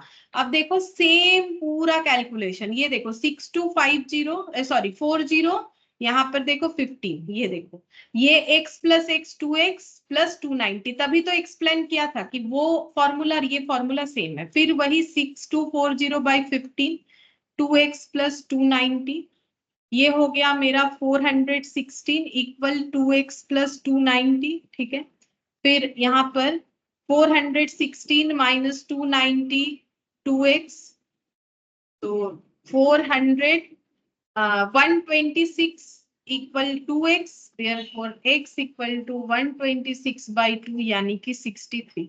तो भी ऑप्शन डी आएगा। जैसा करना चाहो कर सकते हो, ये करने से टी अलग से कैलकुलेट करना पड़ता है, ये करने से टी इसी में कैलकुलेट हो जाता है, तो ये थोड़ा सा टाइम बचा लेगा कंपेयर टू दिस मेथड। तो कोई भी एक तरीके से किया जा सकता है। अच्छा, अब देखो 15 नंबर देखते हैं। बोल रहा है द सम ऑफ 1.03 1.03 का स्क्वायर 1.03 का cube plus dot dot to n terms, ये इसमें से कौन सा होगा। ठीक है, हमें सम पूछा है, तो एक्चुअली हमें सीरीज का सम का आंसर देना है। तो सीरीज का सम का आंसर देने के लिए पहले तो पता करना पड़ेगा कि सीरीज कैसा है, एपी है कि जीपी है। ठीक है, तो हम लिख रहे हैं, लिखने के बाद तुम लोग मुझे देख के बताओ कि ये एपी है कि जीपी है। ठीक है, तो ये क्वेश्चन नंबर 15, पहला है 1.03 पहला टर्म, फिर लिखा हुआ है क्वेश्चन में 1.03 का स्क्वायर, फिर ऐसे करके दिया हुआ है 1.03 का क्यूब प्लस डॉट डॉट करके 2n टर्म्स। तो बोलो ये एपी है कि जीपी है, फाइंड आउट करके बोलो। इसमें आर एग्जिस्ट कर रहा है कि डी एग्जिस्ट कर रहा है, उसी हिसाब से बताओ।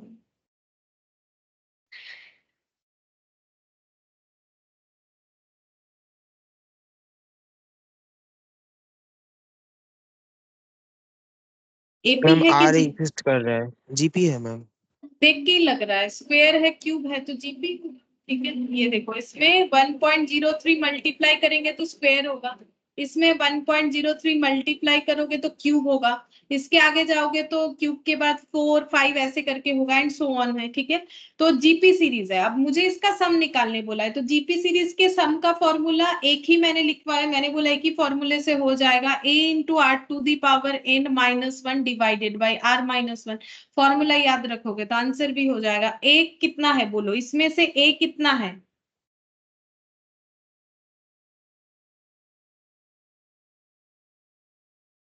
अब ए क्या कर रहे हो, ढूंढ रहे हो? ए क्या ढूंढना पड़ेगा, बोलो यहाँ से देख के बताना है। ए कितना? 1.03। 1.03। आर हो जाएगा, आर कितना? मैम आर हो যাবে 1.03। अभी तो निकाला था ना आर जी 1.03 है, वही तो निकाला हम लोगों ने। आर कैसे निकालते हैं, any term divided by previous term, तभी तो आर आया था 1.03। एन एन ही रहेगा क्योंकि हमें तो नहीं पता लास्ट टर्म कितना है, माइनस वन फॉर्मूले में जैसा है, divided by r minus one यानी 1.03 माइनस वन। अब इसको सॉल्व करना पड़ेगा, तो कैलकुलेटर पे सॉल्व कर।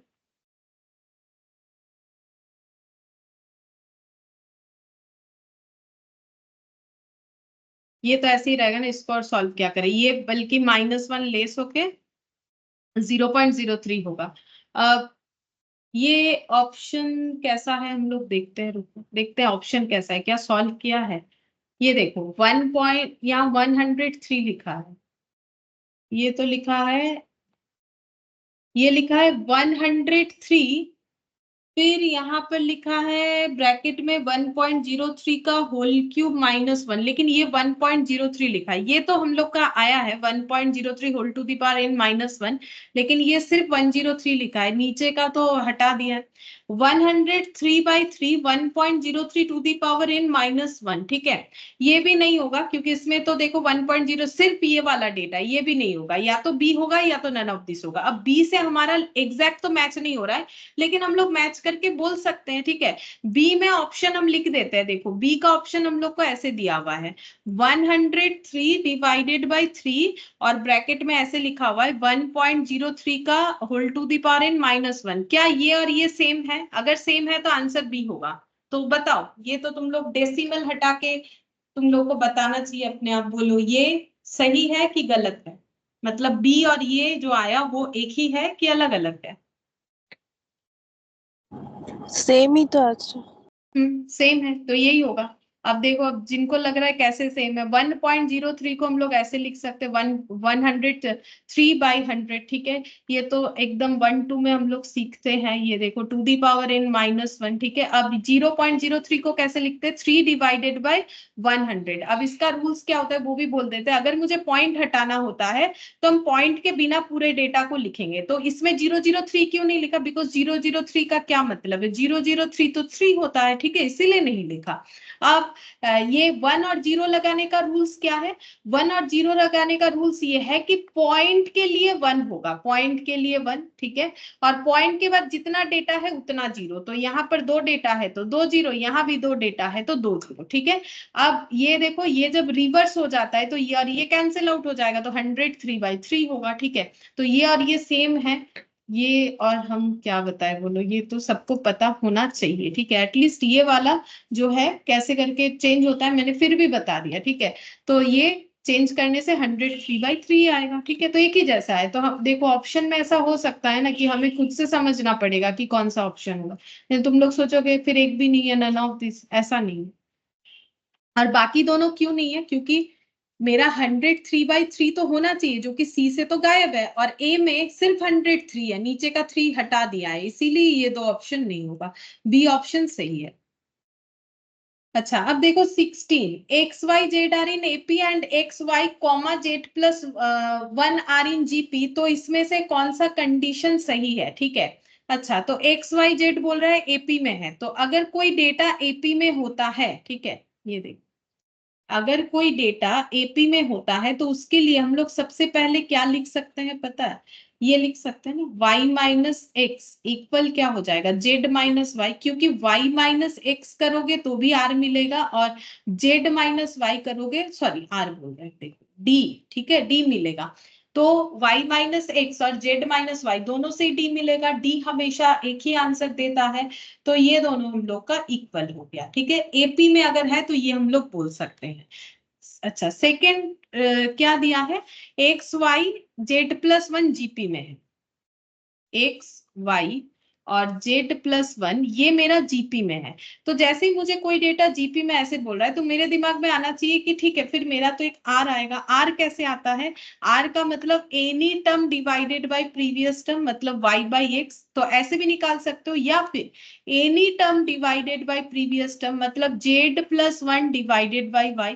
तो ये दोनों ही आ रहे हैं, आर हमारा एक ही आंसर देता है, इसीलिए ये दोनों मेरा इक्वल हो गया, ठीक है।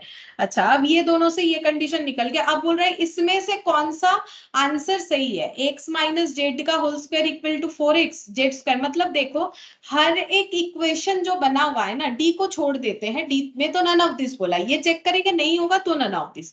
तो हमारा रिलेशन कैसे है, देखो ax जेड में रिलेशन दिया है, इधर x जेड इधर x जेड एक्स वाई। अच्छा, यहाँ एक्स वाई जेड तीनों चीज है, यहाँ पर भी जेड एक्स और वाई है।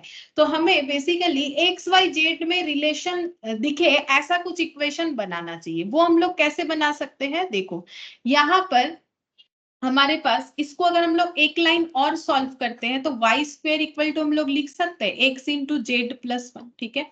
Y square equal to x into z plus one, ठीक है। अब इसको भी अगर हम लोग एक लाइन और सॉल्व करें तो हम लोग ऐसा लिख सकते हैं, ये y है, इस y को इधर लेके आओ, ठीक है, ये एक लाइन और भी बनेगा। यहाँ पर z जैसा है, ये माइनस एक्स इधर आएगा तो प्लस एक्स हो गया। मतलब हम लोग बोल सकते हैं 2y equal Z plus x. इससे हम लोग ऐसा बोल Z plus x divided by two, ठीक है। अब ऐसे करके फायदा क्या हुआ, देखो मुझे यहाँ भी एक y का डेटा मिला, यहाँ भी जो है ना y से ही डेटा मैंने बना लिया। मतलब ये इसको भी सॉल्व करते हुए मुझे y इक्वल टू समथिंग मिला, ठीक है, ये z है, ठीक है, ये z है। और इसको भी सॉल्व करते हुए मुझे y इक्वल टू समथिंग मिला। अब हम लोग इसमें वैल्यूज को पुट करके एक इक्वेशन बना सकते। कैसे पुट करेंगे, देखो अगर मेरा y equal to z plus x by two है तो इस y स्क्वायर के जगह इस y का वैल्यू पुट करते, देखते हैं क्या आता है, कुछ ना कुछ तो सॉल्व करके जरूर आएगा, ठीक है। तो अब ये y स्क्वायर के जगह अगर हम y का वैल्यू पुट करते हैं तो z plus x divided by two का होल स्क्वायर हो जाएगा। अब ये हो गया x into z plus one, इधर जो भी था। अब हम लोग इसको कर लेते हैं सॉल्व, ठीक है। तो ये कैसे सॉल्व होगा, देखो ये हो गया जेड प्लस एक्स का होल स्क्वायर और नीचे टू का स्क्वायर। देखो जैसे a बाई बी का अगर होल स्क्वायर होता है तो हम लोग क्या लिखते हैं, ए स्क्वायर बाई बी स्क्वायर, ये लिखते हैं। तो इसको भी मैंने इसका स्क्वायर और इसके स्क्वायर में डिस्ट्रीब्यूट कर दिया, ठीक है। तो ये देखो यहाँ पर हो जाएगा टू का स्क्वायर, ठीक है, equal x into z plus one, ठीक है। अच्छा, अब नेक्स्ट स्टेप क्या कहां पर करें, इसमें करते हैं नेक्स्ट स्टेप इसके बाद, ठीक है। तो ये हो गया जेड प्लस एक्स का whole square divided by 4 equal x into z plus one, ठीक है। अच्छा, अब क्रॉस मल्टीप्लीकेशन करते हैं। देखो अभी मुझे पता नहीं किसके साथ मैच होगा, जब तक सॉल्व कर सकते हैं तब तक करते जाते, देखते हैं क्या कैलकुलेट होके आता है। ये क्रॉस मल्टीप्लीकेशन करेंगे, मैम ये 4 इसमें जेड मल्टीप्लाई हो प्लस, जाएगा। ম্যাম हाँ বলছি बोलो। Z plus x whole square by ওটা টু স্কোয়ার লিখেছেন আলাদা করে, নাকি মানে ওটা পুরো ব্র্যাকেটের মধ্যেই আছে? টু স্কয়ার লিখে যেত, দুটো আলাদা আলাদা করে। এখানে ব্র্যাকেটে আছে, এখানে আলাদা, ওটাই তো দেখালাম এক্ষুনি যে a বাই b এর হোল স্কয়ার হলে আমরা এটাকে a square by b square লিখতে পারি, তারপরেই তো এটা লিখলাম। ঠিক আছে अच्छा, ম্যাম। देखो मल्टीप्लाई होने से 4x, ये देखो ये अगर मल्टीप्लाई हो जाएगा तो इसको क्या लिखोगे, 4x into z plus one, क्योंकि मल्टीप्लाई होने से तो लाइन बाय लाइन मल्टीप्लाई होता है ना, तो 4 इंटू एक्स, इसमें भी 4 मल्टीप्लाई होगा। लेकिन मैंने क्या लिखा, जैसे अगर इधर मान लो ऐसा है तुम लोग का x बाई वाई और इधर है 2x, तो तुम लोग इसको मल्टीप्लाई करके लिख सकते हो 2xy, तो वैसे ही मैंने लाइन बाय लाइन लिखा है, ठीक है। अच्छा, अब नेक्स्ट देखते हैं एक्स प्लस जेड का होल स्क्वायर, इसका फॉर्मूला क्या होता है, ए स्क्वायर प्लस बी, ए प्लस बी होल स्क्वायर का फॉर्मूला क्या होता है, बोलो। A square plus B square plus 2AB. a square plus b square plus 2ab, ठीक है, a square plus b square plus 2ab, फिर 4xz प्लस 4x इधर multiply कर दिया, ठीक है। अच्छा, अब यहाँ पर ऐसे लिखते हैं, देखो x का स्क्वायर प्लस z का square minus sorry plus 2zx, ये इधर लेके आते हैं -4xz या zx, मल्टीप्लीकेशन में थोड़ी ना कुछ अलग होता है, एक ही बात है, तो इसको हम लोग ऐसे लिख सकते हैं x का स्क्वायर z का स्क्वायर, और ये दोनों को सॉल्व करके कितना लिखोगे 2zx, और 4xz को सॉल्व करके कितना लिख सकते हो -2x. -2xz, ठीक है। zx xz एक ही बात है, जैसे 2ab और -4ba, तो एक ही तो बात है, क्या लिखोगे -2ab लिखो, 2ba लिखो, एक ही बात है, ठीक है, इक्वल 4x, ठीक है। अब इसको क्या लिख सकते हो, a square plus b square -2ab हुआ ना, देखो अगर ये a है ये b है तो ये -2ab हुआ, तो इसके जगह क्या लिख सकते हो, जैसे a प्लस बी का होल स्क्वायर मतलब ये है, तो इसका मतलब क्या होगा,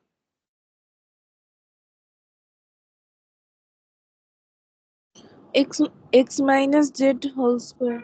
हाँ, a माइनस बी का होल स्क्वायर, यहाँ पर a b तो है नहीं, x माइनस जेड का होल स्क्वायर इक्वल 4x होगा, ठीक है। तो देखो एक ऑप्शन के साथ जा रहा है, x माइनस जेड का whole square equal to 4x, मतलब ऑप्शन ए के साथ मैच हुआ। तो थोड़ा कैलकुलेट करना पड़ेगा, कैलकुलेट करने से तुम लोग को पता चल जाएगा कि कौन सा आंसर होगा। तो इस तरीके से लाइन बाय लाइन कैलकुलेशन करना पड़ेगा। तो देखो जो तुम लोग बचपन में सीखे हो ना, a प्लस बी का whole square, a minus b का होल स्क्वायर, ठीक है, a square minus b square, ये सभी हमारे काम में आएगा, ठीक है। अब देखो जो जितना याद रख पाओगे उस तरीके से कर पाओगे, ठीक है। और बहुत ही ज्यादा अगर प्रॉब्लम होता है याद करने में, देखो याद हो जाता है, प्रैक्टिस से होता है, ठीक है। आज हम करवा दिए, फिर इसके बाद कभी चेक नहीं करोगे तो याद नहीं होगा, अगर प्रैक्टिस करते जाओगे तो याद होगा, ठीक है। तो यहाँ पर देखो हम लोग का ये आंसर सॉल्व करके ऑप्शन ए हो गया 16 का, ठीक है।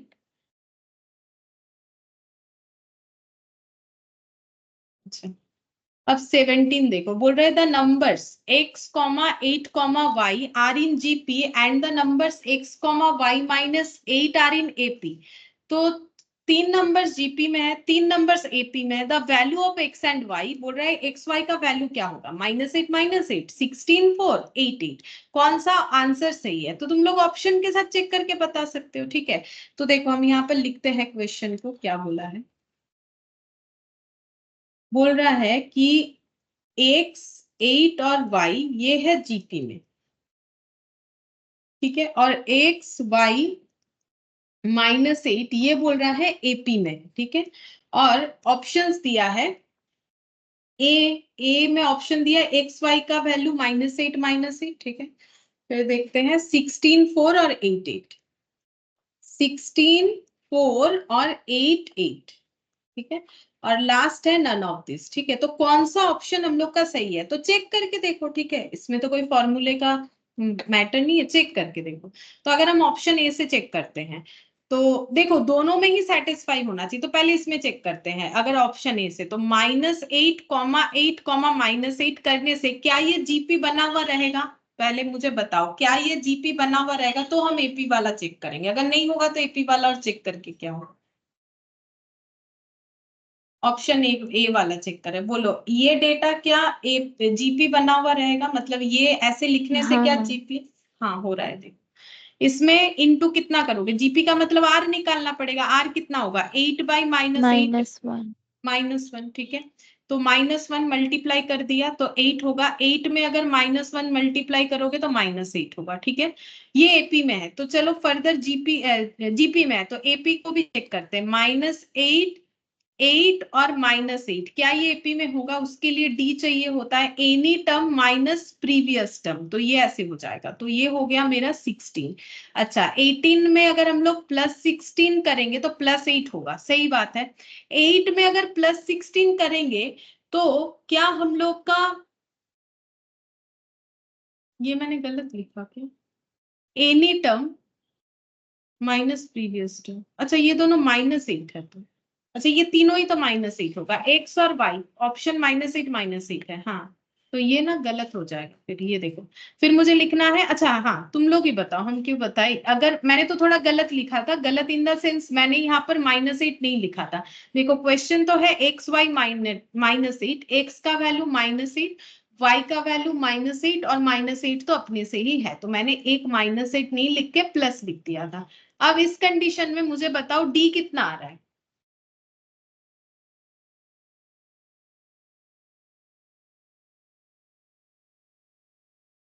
-16।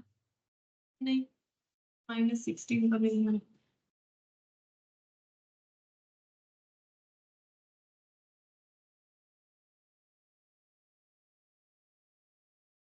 0। 0 0 0 सही है, 0 होगा। एनी टर्म मतलब -8, कोई भी टर्म उठा लो, -8 any term minus previous term. तो अगर ये वाला उठाते हो तो इसका प्रीवियस -8 है, अगर ये वाला उठाते हो तो इसका प्रीवियस भी -8 है, तो फिर यहाँ पर हो गया -8। ठीक है, तो ये -8 माइनस माइनस में +8 यानी कि 0। ठीक है, तो -8 में +0 करोगे -8 होगा, ऑब्वियसली -8 में +0 करोगे -8 होगा, तो ये एपी भी बन गया।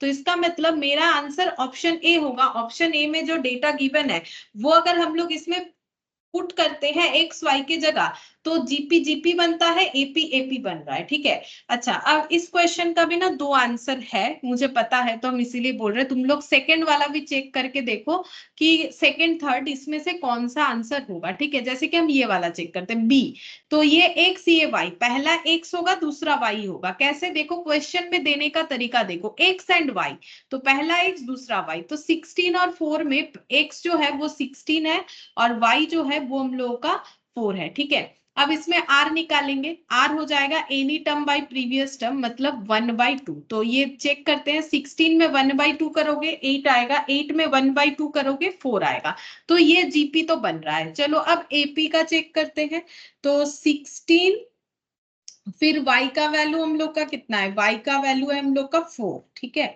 4 और -8। ठीक है, अब इसमें d कितना आ रहा है बोलो, तब तो चेक करेंगे। एपी d कितना आ रहा है, -12। हाँ -12, any term minus previous term -12, तो 16 में -12 करने से 4 आता है, +4, हाँ +4 आता है। 14 में -12 करने से, सॉरी 4 में -12 करने से -8 आता है, हाँ -8 आता है, चेक करके देखो आता है। ठीक है, तो ये भी मेरा आंसर सही है, तो मेरा आंसर ए बी होगा। क्या सी नहीं होगा, चलो वो भी चेक कर लो सी होगा कि नहीं। तो देखो सी का क्या है, 8 8 8, सी में बनेगा 8 8 8। ठीक है, तो इसका r कितना होगा, 8/8 यानी कि 1, ये जीपी तो बन जाएगा, ये जीपी बन जाएगा। ठीक है, लेकिन एपी शायद नहीं बनेगा, देखते हैं। 8 8 -8। ठीक है, अब देखो यहाँ पर डी कितना आया, any term minus previous term, तो 8 -8 0 आ रहा है। ठीक है, अच्छा अब यहाँ पर देखो ये +0। ठीक है, अब यहाँ पर अगर +0 करोगे थोड़ी ना -8 आएगा, +8 आएगा। ठीक है, और वैसे भी इसका डी का 2 आंसर होगा। देखो any term minus previous term, मैंने सेकंड फर्स्ट लिया, तो थर्ड और फर्स्ट को लेके देखो, -8 माइनस ऑफ 8। ठीक है, तो ये देखो -8 -16 हो गया, मतलब 8 में -16 लगाओगे तो -8 आएगा, तो ये तो डी नहीं बनता है ना। अगर डी नहीं बनता है तो ही तो वो एपी नहीं बनता है, तो इसका मतलब ये आंसर नहीं होगा, क्योंकि सी हमारा जीपी तो बना दे रहा है, जीपी बनाने में तो केपेबल है, लेकिन एपी नहीं बना पा रहा है। ठीक है, तो आंसर हम लोग का ए और बी 2 हो रहा है, इसीलिए मैंने चेक करवा दिया। ठीक है, ए और बी दोनों होगा, जीपी बन जा रहा है लेकिन एपी नहीं बन पा रहा है। अच्छा अब नेक्स्ट देखते हैं 18th number, the nth term of the series. ठीक है, इस सीरीज का nth टर्म हमें निकालना है, तो सीरीज क्या है, 16, 8, 4,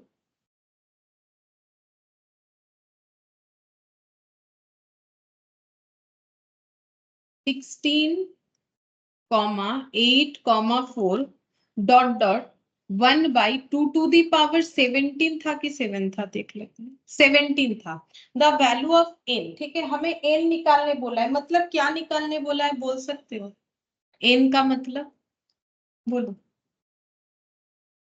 number of terms. Number of terms निकालने बोला है, ठीक है, नंबर ऑफ टर्म्स। अच्छा, सबसे पहले नंबर ऑफ टर्म्स का फॉर्मूला तो हम लोग जो भी अप्लाई करेंगे उसके लिए तो पहले पता करना पड़ेगा सीरीज क्या है, एपी है कि जीपी है। तो बताओ ये सीरीज क्या है, इसमें डी आ रहा है कि आर आ रहा है, चेक करो।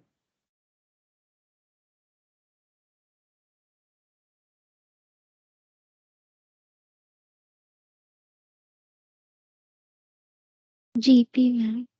हाँ जीपी है, देखो आर आ रहा है। आर का मतलब any term divided by previous term, मतलब 1/2। ठीक है, मैंने पहले आर पे ट्राई किया, देखते हैं 1/2 करते हैं। 16 में 1/2 करोगे 8 आएगा, 8 में 1/2 करोगे 4 आएगा। ठीक है, ऐसे करके चलता जाएगा। और डी करने पे देखो, डी पे क्या आता, -8 आता। तो इसमें 16 में -8 करने से 8 आएगा, 8 में -8 करने से तो 0 आ जाएगा। तो इससे कंफर्म हुआ ना कि ये एपी नहीं है, ये हम लोगों का जीपी है। ठीक है, ये जीपी सीरीज हो गया। अब जीपी सीरीज में मुझे एन निकालना है। ठीक है, तो हम क्या फॉर्मूला लगाएं, देखो मुझे ये लास्ट टर्म दे दिया है। लास्ट टर्म को हम लोग क्या बोलते हैं, चाहे एपी हो चाहे जीपी हो, टीएन बोलते हैं।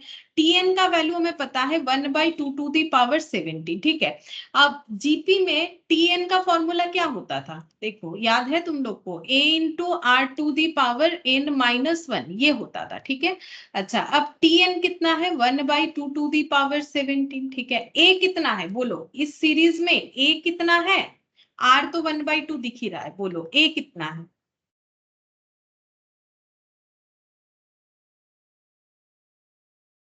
16। हाँ, और r हो गया half to the power n-1, क्योंकि n तो हमें पता नहीं, वो तो निकालना पड़ेगा। ठीक है, अब इसका सोल्यूशन करना पड़ेगा। अच्छा कैसे करेंगे, इसको 1/2 to the power 17 ही लिखते हैं। 16 into 1/2 to the power n-1। ठीक है, अब 16 को 2 के पावर में लिखो तो आसान होगा कैलकुलेशन करना। बोलो 16 को अगर 2 के पावर में लिखोगे तो कितना लिखोगे, 2 to the power 4। 4। ठीक है, अच्छा अब इसको कैसे लिख सकते हैं, ये 1/2 to the power n-1 है, तो इसका मतलब हम लोग ऐसे बोल सकते हैं कि 1 के पावर में भी n-1 है और 2 के पावर में भी n-1 है। अब 1 के पावर में n-1 मतलब कितना होता है, बोलो 1 के पावर में कुछ भी लिखो कितना आएगा, 1। 1 ही आएगा। 1 के पावर में तुम लोग 1 लाख लिख लो, 10 लाख लिख लो, कुछ भी लिख लो, 5215 कुछ भी लिखो, एक ही आएगा। ठीक है, और 2 to the power n-1 मतलब इसका आंसर हो जाता है 1/2 to the power n-1। ठीक है, अब ये 1 क्यों हुआ मैंने बता दिया। ठीक है, इसको लिखा नहीं क्योंकि वो जरूरी नहीं है ना, वो 1 के पावर में कुछ भी लिखो क्यों ना, वो तो 1 ही होता है। अच्छा अब यहाँ पर नेक्स्ट स्टेप में हम लोग ऐसे लिखते हैं, ये हो गया 1/2 to the power 17। अब ये दोनों को मल्टीप्लाई कर देते हैं, इसके नीचे कुछ नहीं है मतलब 1, ये हो गया 2 to the power 4, ये हो गया 2 to the power n-1। अब क्रॉस मल्टीप्लीकेशन करो, 2 to the power n-1, ये एक स्टेप मैंने एक्स्ट्रा ही कर दिया, अदरवाइज ये वाला डायरेक्ट कर सकते थे। 2 to the power 4 into 2 to the power 17। ठीक है, 2 to the power n-1। अब 2 to the power 4 और 17 दिया हुआ है, बोलो अभी सिखाया था, इसके जगह क्या लिख सकते हो, थोड़ी देर पहले ही सिखाया आज। Two to the power 21। हाँ 4 + 17 यानी कि 21। ये देखो मैंने अभी लिख भी दिया था थोड़ी देर पहले तुम लोग को, ये देखो।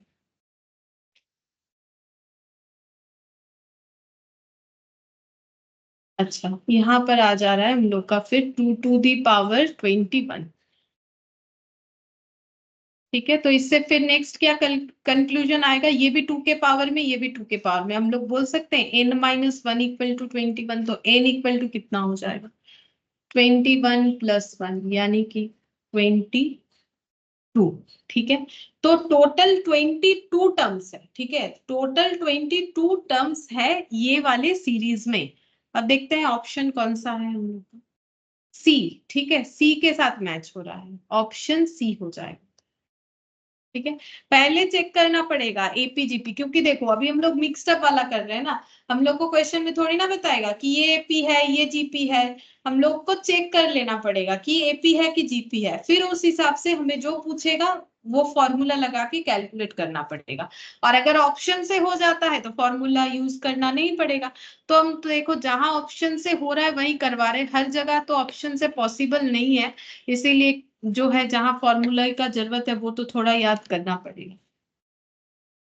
19 में देखो क्या बोला है, the sum of n terms of a GP, GP का n टर्म्स का अगर टोटल करते हो, ये बता ही दिया है कि जीपी है, ठीक है, उसका n टर्म्स का अगर टोटल करते हो, और जीपी कैसा है, जिसका फर्स्ट टर्म 1 है एंड कॉमन रेशियो हाफ है, मतलब ये ए हो गया और ये हम लोग का आर हो गया, ठीक है, बोल रहा है कि इज इक्वल टू 1/127/128, तो ये क्या दिया हुआ है, ये पूरा पढ़ के बताओ, the sum of n terms of a GP, GP का डिस्क्रिप्शन दिया है, उस first term 1, common ratio half, फिर कॉमा दिया है, इज इक्वल टू 1/127/122, तो ये क्या चीज है, ये ए है, ये आर है, ये क्या है, SN है, वो SN है। मैम ये हाँ SN।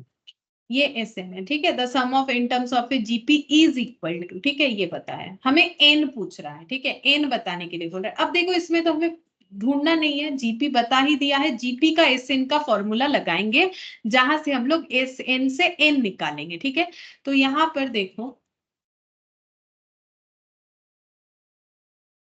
एस एन, जीपी का एस एन का फॉर्मूला, एक ही फॉर्मूला हम लोगों ने सीखा है, a into are to the power n minus one divided by R minus one, ठीक है, एसएन हम लोग को गिवन है 1 एंड 127 डिवाइडेड बाय 128, देख लेते हैं, यही दिया हुआ था। हाँ अच्छा, अब यहाँ पर a और r to the power n minus one, अच्छा बोलो a कितना है, क्वेश्चन बता दिया है 1 है, फर्स्ट टर्म ही a होता है 1 हो गया, ठीक है, और r भी हमें बता दिया, कॉमन रेशियो ही r होता है 1/2, तो r के जगह लिखो 1/2 to the power half, to the power n minus one, ठीक है, ये मैंने ऐसे करके ब्रैकेट लगा दिया, फिर r का मतलब हाफ माइनस वन। अब इसको हम लोग सॉल्व करते हैं, अब ये कैसे सॉल्व करोगे, जैसे करते हो 128 में 1 मल्टीप्लाई करोगे, फिर उसको 127 से ऐड करोगे, जैसे 2 टू दी पावर 2 एंड 2/3, तो कैसे होता है 2 इंटू 3 करना पड़ता है, फिर उसमें 2 ऐड करना पड़ता है, 6 + 2 8 हो गया, 8/3 लिखना पड़ता है, सेम वैसे ही करना पड़ेगा, तो 1 इंटू 127 जो भी वैल्यू निकल के आया प्लस, सॉरी 1 इंटू 128 है, ठीक है, एक ही बात है, ऐड करेंगे तो मेरा तो उतना ही आने वाला है, 255 आएगा, ठीक है, 255 डिवाइडेड बाय 128, 255 डिवाइडेड बाय 128, अच्छा अब इधर का वैल्यू लिखेंगे, अच्छा मुझे बोलो कि ये नीचे का पहले सोल्यूशन कर ले, नीचे का कितना आएगा, यहाँ पर 2 आ गया, 1 माइनस 2 आ गया, ठीक है, अच्छा अब ये बताओ कि ये 1 से अगर ये मल्टीप्लाई हो रहा है तो कितना रहेगा, क्या 1 लिखना जरूरी है, 1 से अगर ये मल्टीप्लाई होगा तो उतना ही आएगा, अब 1/2 टू दी पावर n को क्या लिख सकते हैं, अभी सिखाया था 1/2 टू दी पावर, ऐसे था n माइनस वन, अभी सिखाया था, तो बोलो 1/2 टू दी पावर n को डायरेक्ट क्या लिख सकते हो,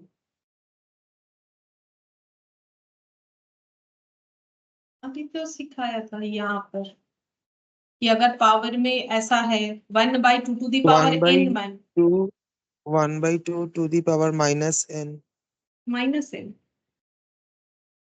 माइनस तो नहीं है तो क्या माइनस होगा, मैम 1/2 सिर्फ 2 to the power n, like हाँ 1/2 टू द पावर। हाँ ये होगा, माइनस क्यों आएगा, सिंपल सा बात है, ये इसमें पावर में n है, अब इसमें माइनस कहाँ से आ सकता है, 1 टू दी पावर n 1 होगा, 2 टू दी पावर, अभी सिखाया था, बस वहां पर n टू दी पावर -1 था तो माइनस लिखा था, अब इसमें है नहीं तो क्यों लिखेंगे, जिसमें होगा उसमें लिखेंगे, जिसमें नहीं होगा उसमें कैसे लिख सकते हैं, तो ये हो गया, अब इसमें 1 इंटू जो है, ठीक है, अगर तुम लोग को समझने में दिक्कत है चलो 1 इंटू भी लगा देते, इसका मतलब ये हो गया, और 1 इंटू, ठीक है, अब 1 इंटू से तो 1 ही आता है, चलो फिर भी लिख देते हैं 255 120, ठीक है, अच्छा अब ये देखो 2 टू दी पावर n, और ये हम लोग का यहाँ पर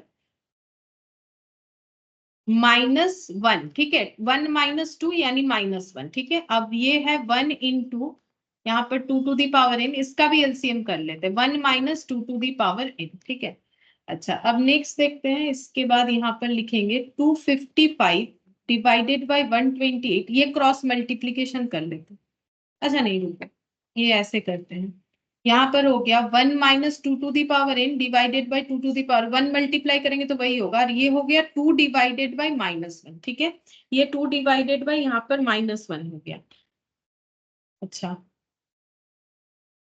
अब यहाँ पर इसको इधर मल्टीप्लाई करने से भी होता, चलो कोई बात नहीं, ऐसे भी कर सकते हैं। यहाँ पर ये देखो ये कितना आ गया, फिर 255 डिवाइडेड बाई 128 इक्वल टू ये हो गया देखो -2, ये हम लोग बोल सकते हैं -2, 1 - 2 to the power n divided by 2 to the power n, ठीक है। अब ये जो डेटा है इसको इधर लेके आते हैं, 255 डिवाइडेड बाई 128, अब ये इधर आएगा तो मल्टीप्लाई हो जाएगा, -2 है तो 1 डिवाइडेड बाई -2 हो जाएगा, 1 - 2 टू दी पावर n और 2 टू दी पावर n, ठीक है। फिर नेक्स्ट देखो यहाँ पर 255 डिवाइडेड बाई 128 इंटू -2, -256 हो गया, ठीक है। और 1 - 2 to the power n divided by 2 to the power n, ठीक है। अच्छा, अब इसको हम लोग ऐसे लिख सकते हैं। अच्छा, इसको ना ऐसे करने से मुझे लगता है थोड़ा डिफिकल्ट हो गया ये इसके बाद से, ठीक है। इसको अगर हम लोग ऐसे ही रख देते तो शायद तुम लोग को थोड़ा आसानी ज्यादा होगा, ठीक है। ये वाला जैसा है ना, इसको ऐसे ही रहने देते हैं तो तुम लोग का कैलकुलेशन आसान होगा, ठीक है। ये लिख लियो, इससे भी हो जाएगा, उसमें कोई प्रॉब्लम नहीं है, लेकिन हम चाहते हैं कि थोड़ा सा डिफिकल्टीज कम हो जाए क्योंकि यहाँ कैलकुलेशन थोड़ा कॉम्प्लिकेटेड हो गया। तो एक काम करो, इसके बाद से देखो, इसके बाद से हम बताते कैसे होगा, थोड़ा सिंपल तरीका हो जाएगा। इसके बाद से थोड़ा हटाते, ठीक है, यहाँ से थोड़ा हटाते। देखो यहाँ पर हम लोग का 255 बाई 128 आ गया, इसको सिंपल लिख लेते हैं ऐसे। देखो 255 डिवाइडेड बाई 128 सिंपल तरीके से हो जाएगा, मैंने थोड़ा वो कॉम्प्लिकेटेड कर दिया, ठीक है। अब ये मल्टीप्लाई करो तो 1 by 2 to the power n -1 हो गया, 1 को हटाते हैं, ठीक है। और ये नीचे हो गया -1 बाई 2, ठीक है, ये हो गया। अच्छा, अब इसमें ना हम लोग माइनस को हटा देते हैं, यहाँ पर कैसे हटाएंगे, यहाँ से माइनस कॉमन ले लो, 1 - 1 by 2 to the power n divided by -12, तो ये माइनस माइनस कैंसिल आउट हो गया, ठीक है। माइनस माइनस कैंसिल आउट कर दिया। अब इसमें ये 1/2 को मल्टीप्लाई करते हैं, ठीक है। तो 255 डिवाइडेड बाई 128, ठीक है, ये दिया हुआ है, इनटू इसमें कर लेते हैं हाफ, ठीक है, इनटू इसमें ये मल्टीप्लाई कर दिया इसके साथ ये, ठीक है। अब यहाँ पर कितना आ जाएगा, यहाँ पर जितना है उतना ही रहेगा, ये हो गया 1 - 1 by 2 to the power n, ठीक है। अच्छा, अब ये कितना आ रहा है, इसको हटाते हैं, ठीक है, इसको हटाते हैं।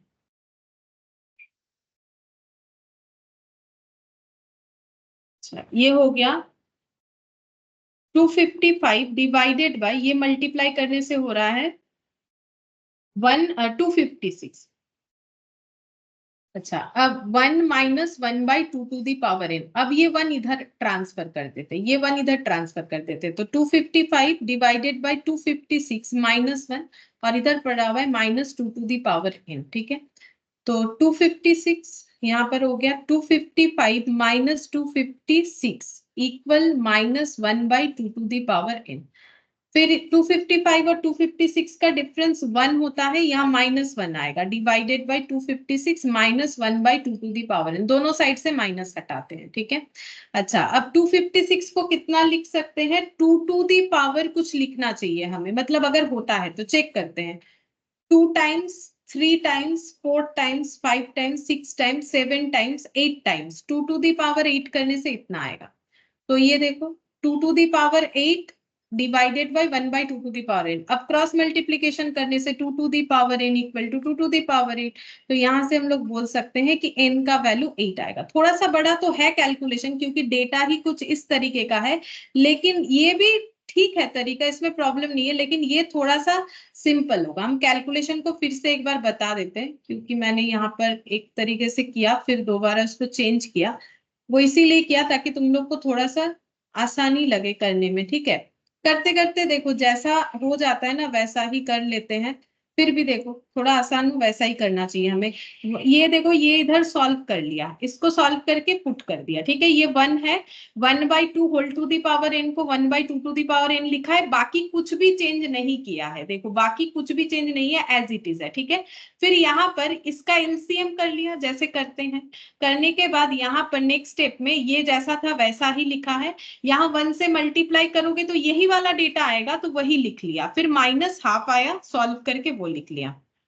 अब नेक्स्ट हम लोगों ने क्या किया, यहाँ से माइनस कॉमन लेके ये माइनस का इश्यूज हटा दिया। अगर नहीं करना चाहते हो तो नहीं भी कर सकते हो, उसमें भी कोई प्रॉब्लम नहीं है। नॉर्मल कैलकुलेशन हो जाएगा। अब ये इधर हम लोगों ने मल्टीप्लाई कर दिया, इसमें 255 डिवाइडेड बाय 128 में ये डेटा को मल्टीप्लाई कर दिया। क्रॉस मल्टीप्लीकेशन नहीं किया है कि इसके साथ इसको इसके साथ इसको, मैंने जस्ट ये जो डेटा है इसके साथ इसको मल्टीप्लाई किया है, ठीक है, और ये इधर रह गया। तो अब यहाँ पर हम लोग का आ जाता है मल्टीप्लाई करने के बाद इसको इससे मल्टीप्लाई करो, 256 ऊपर 255, 1 minus 1/2 to the power n। अब ये 1 इधर आ गया, आने के बाद इसको सॉल्व किया गया तो दोनों साइड का माइनस हट गया। 1/2 टू द पावर 8 से रिप्रेजेंट कर सकते हैं 256 को, तो हम लोग का 2 टू द पावर 8 और 2 to the power n cross multiplication कर लो, 2 to the power n equal to 2 to the power 8 यानी n इक्वल टू 8 हुआ। अब देखते हैं n इक्वल टू 8 है कि नहीं। हाँ, ऑप्शन बी, ठीक है, ऑप्शन बी से हम लोग का आंसर आ रहा है, ऑप्शन बी हम लोग का आंसर हो रहा है इसको, ठीक है। तो मैंने इस तरीके से किया, बाकी तुम लोग भी अपने तरीके से कर सकते हो, ठीक है, जैसा सोल्यूशन करोगे वैसा हो जाएगा। इसका तो कोई रूल्स रेगुलेशंस है नहीं कि इस तरीके से ही करना पड़ेगा, जैसे करना चाहो कर सकते हो, ठीक है, उसमें भी हो जाए। अच्छा, अब नेक्स्ट देखते हैं, ये हम लोगों ने किया 19 नंबर 20। अच्छा, 20 में क्या बोला है देखो, T4 of a GP is x, ठीक है, कोई एक जीपी का T4 मतलब टर्म नंबर 4 x है, ठीक है, टर्म नंबर 4 बोल रहा है x है। फिर नेक्स्ट बोला है कि T10 y है, टर्म नंबर 10 y है, ये क्वेश्चन में ही बोला है। फिर बोल रहा है कि टर्म नंबर 16 z है, टर्म नंबर 16 अगर z है, ये तीन चीज हमें क्वेश्चन में अलग अलग बता रखा है। फिर बोला है देन इसमें से कौन सा कंडीशन सेटिस्फाई होगा। अच्छा, क्या कंडीशन दिया हुआ है देखो, एक्स वाई जेड का रिलेशन, एक्स वाई जेड का रिलेशन, एक्स वाई जेड का रिलेशन, मतलब हम लोग को ऐसा कुछ इक्वेशन बनाना है जहां पर एक्स वाई जेड तीनों होगा, ठीक है। तो ये देखो, term number 4 equal to X. अच्छा, अब हम लोग ये कैसे कैलकुलेट करेंगे, देखो हम लोग ऐसे चेक करके देख सकते हैं, जैसे कि टर्म नंबर 4 को हम लोग ऐसे लिख सकते हैं, टर्म नंबर 4 को हम लोग ऐसे लिख सकते हैं, देखो a into are to the power 4 minus 1, ठीक है, तो ये हो जाएगा a into are to the power cube equal to X, ठीक है। अच्छा, इसका क्या ट्रांसफॉर्मेशन हो सकता है, a into are to the power 10 minus 1 equal to Y, तो a into are to the power 9 equal to Y हो जाएगा, ठीक है। अच्छा, अब नेक्स्ट देखो ये वाला कैसे लिख सकते हैं, R to the power 16 minus 1, क्योंकि फॉर्मूला क्या है, into are to the power n minus 1, तो ये z है, तो a into are to the power 15, ये हम लोग का z हो जाएगा, ठीक है। अच्छा, अब ये तो कैलकुलेट हो गया, अब कैसे चेक करेंगे, जैसे देखो पहला ऑप्शन जो ए है, ठीक है, ऑप्शन जो ए है उसमें मुझे क्या इक्वेशन दिया है, एक्स का square equal to Y Z होता है कि नहीं, एक्स का square equal to Y Z होगा कि नहीं, ठीक है, चलो चेक करते हैं। एक्स का स्क्वायर मतलब कितना हो जाएगा, ए आर क्यूब का स्क्वायर, ठीक है। अब ये वाई जेड के साथ बराबर होगा कि नहीं चेक करते हैं, वाई का मतलब है A into are to the power 9 और जेड का मतलब है A into are to the power 15, देखते हैं दोनों साइड बराबर होता है कि नहीं। तो a इंटू आर क्यूब का स्क्वायर, तो इसका मतलब a का स्क्वायर और आर टू दी पावर 6, देखो इसमें कुछ नहीं है मतलब 1 है, मल्टीपल पावर मल्टीप्लाई हो जाएगा, 1 इंटू 2 2, 3 इंटू 2 6 हो गया, ठीक है। अब इधर देखते हैं कितना होगा, तो a दो बार है, तो a का स्क्वायर r 9 और 5 15, तो 9 और 15 कितना होता है 24 होता है, ठीक है।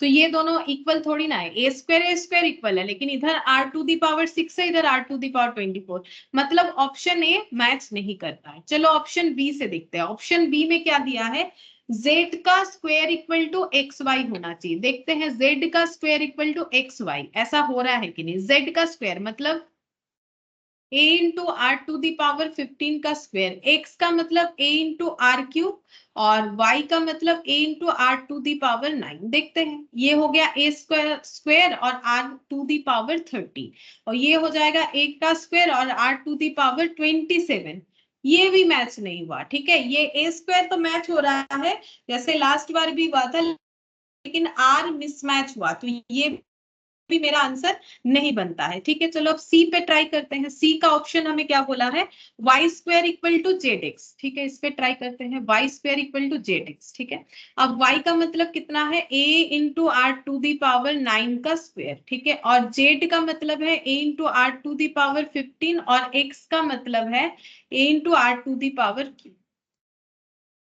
तो A square R to the power 18। ठीक है, मल्टीप्लाई हो रहा है और ये दो ए है तो ए का स्क्वायर और आर टू दी पावर 15 और ये ऐड।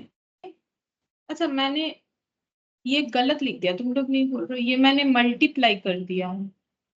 ये पावर तो मल्टीप्लाई कर, ये ठीक था, 1 + 1 2 होगा, ये तो मैंने गलत लिखा ना, 19 + 15 होगा ना, पावर ऐड होगा, 24 आएगा। ठीक है, मैच तो नहीं हुआ, चलो बच गए, नहीं तो ये देखो, ये जो है ये तो पावर ऐड होगा ना, बेस अगर बराबर है, जैसे a का स्क्वायर और a का क्यूब होता है तो हम लोग थोड़ी ना a टू दी पावर 6 लिखते हैं, हम लोग क्या लिखते हैं a टू दी पावर 5, क्योंकि ये दोनों क्या होगा, ऐड होगा। क्यों, देखो 2 a है और 3 बार a है। ठीक है, तो टोटल कितना बार a है, 1 2 3 4 5, टू दी पावर 5 ही तो होना चाहिए। अब वो कैसे पॉसिबल है, बिना अलग अलग लिखे, तो फिर पावर्स को ऐड करना चाहिए, तो यहाँ पर पावर ऐड हो जाएगा तो ये 24 होगा। ठीक है, मैंने गलती से ना मल्टीप्लाई कर दिया था शायद। और यहाँ पर देखो 3 और 9 का एडिशन 12 होगा। ठीक है, 3 और 9 का एडिशन 12 होगा, फिर भी मैच तो नहीं हो रहा है। ठीक है, अब इसमें देखो 3 और 15 का एडिशन 18 होगा, हाँ इसमें मैच हुआ। ठीक है, तो ऑप्शन सी मेरा आंसर होगा। ठीक है, ऑप्शन सी। देखो मैंने यहाँ गलती कर दिया था, तुम लोगों ने बताया नहीं। ठीक है, ये देखो ये a into are to the power n है, 9 है, into a into are to the power 15 है। इसका मतलब क्या होगा, a का स्क्वायर और r का पावर में 9 और r के पावर में 15 मल्टीप्लाई थोड़ी होता है, ऐड होता है ना। 9 टाइम्स r और 15 टाइम्स r, टोटल कितने टाइम्स r होंगे, तो फिर वो तो ऐड करने से पता चलता है। तो r टू दी पावर 24, तो ऑप्शन सी से मेरा मैच हो रहा है। ठीक है, तो आंसर मेरा हो जाएगा, ये देखो option C, Y square equal to Z X, ये चीज सेटिस्फाई हो रहा है। ठीक है, Y square equal to Z X, ये सेटिस्फाई हो रहा है।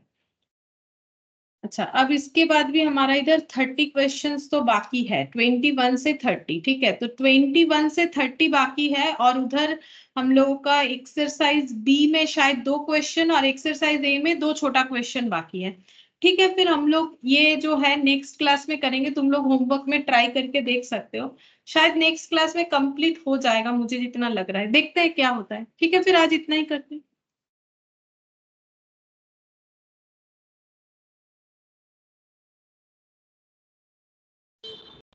Thank you, ma'am. ठीक है।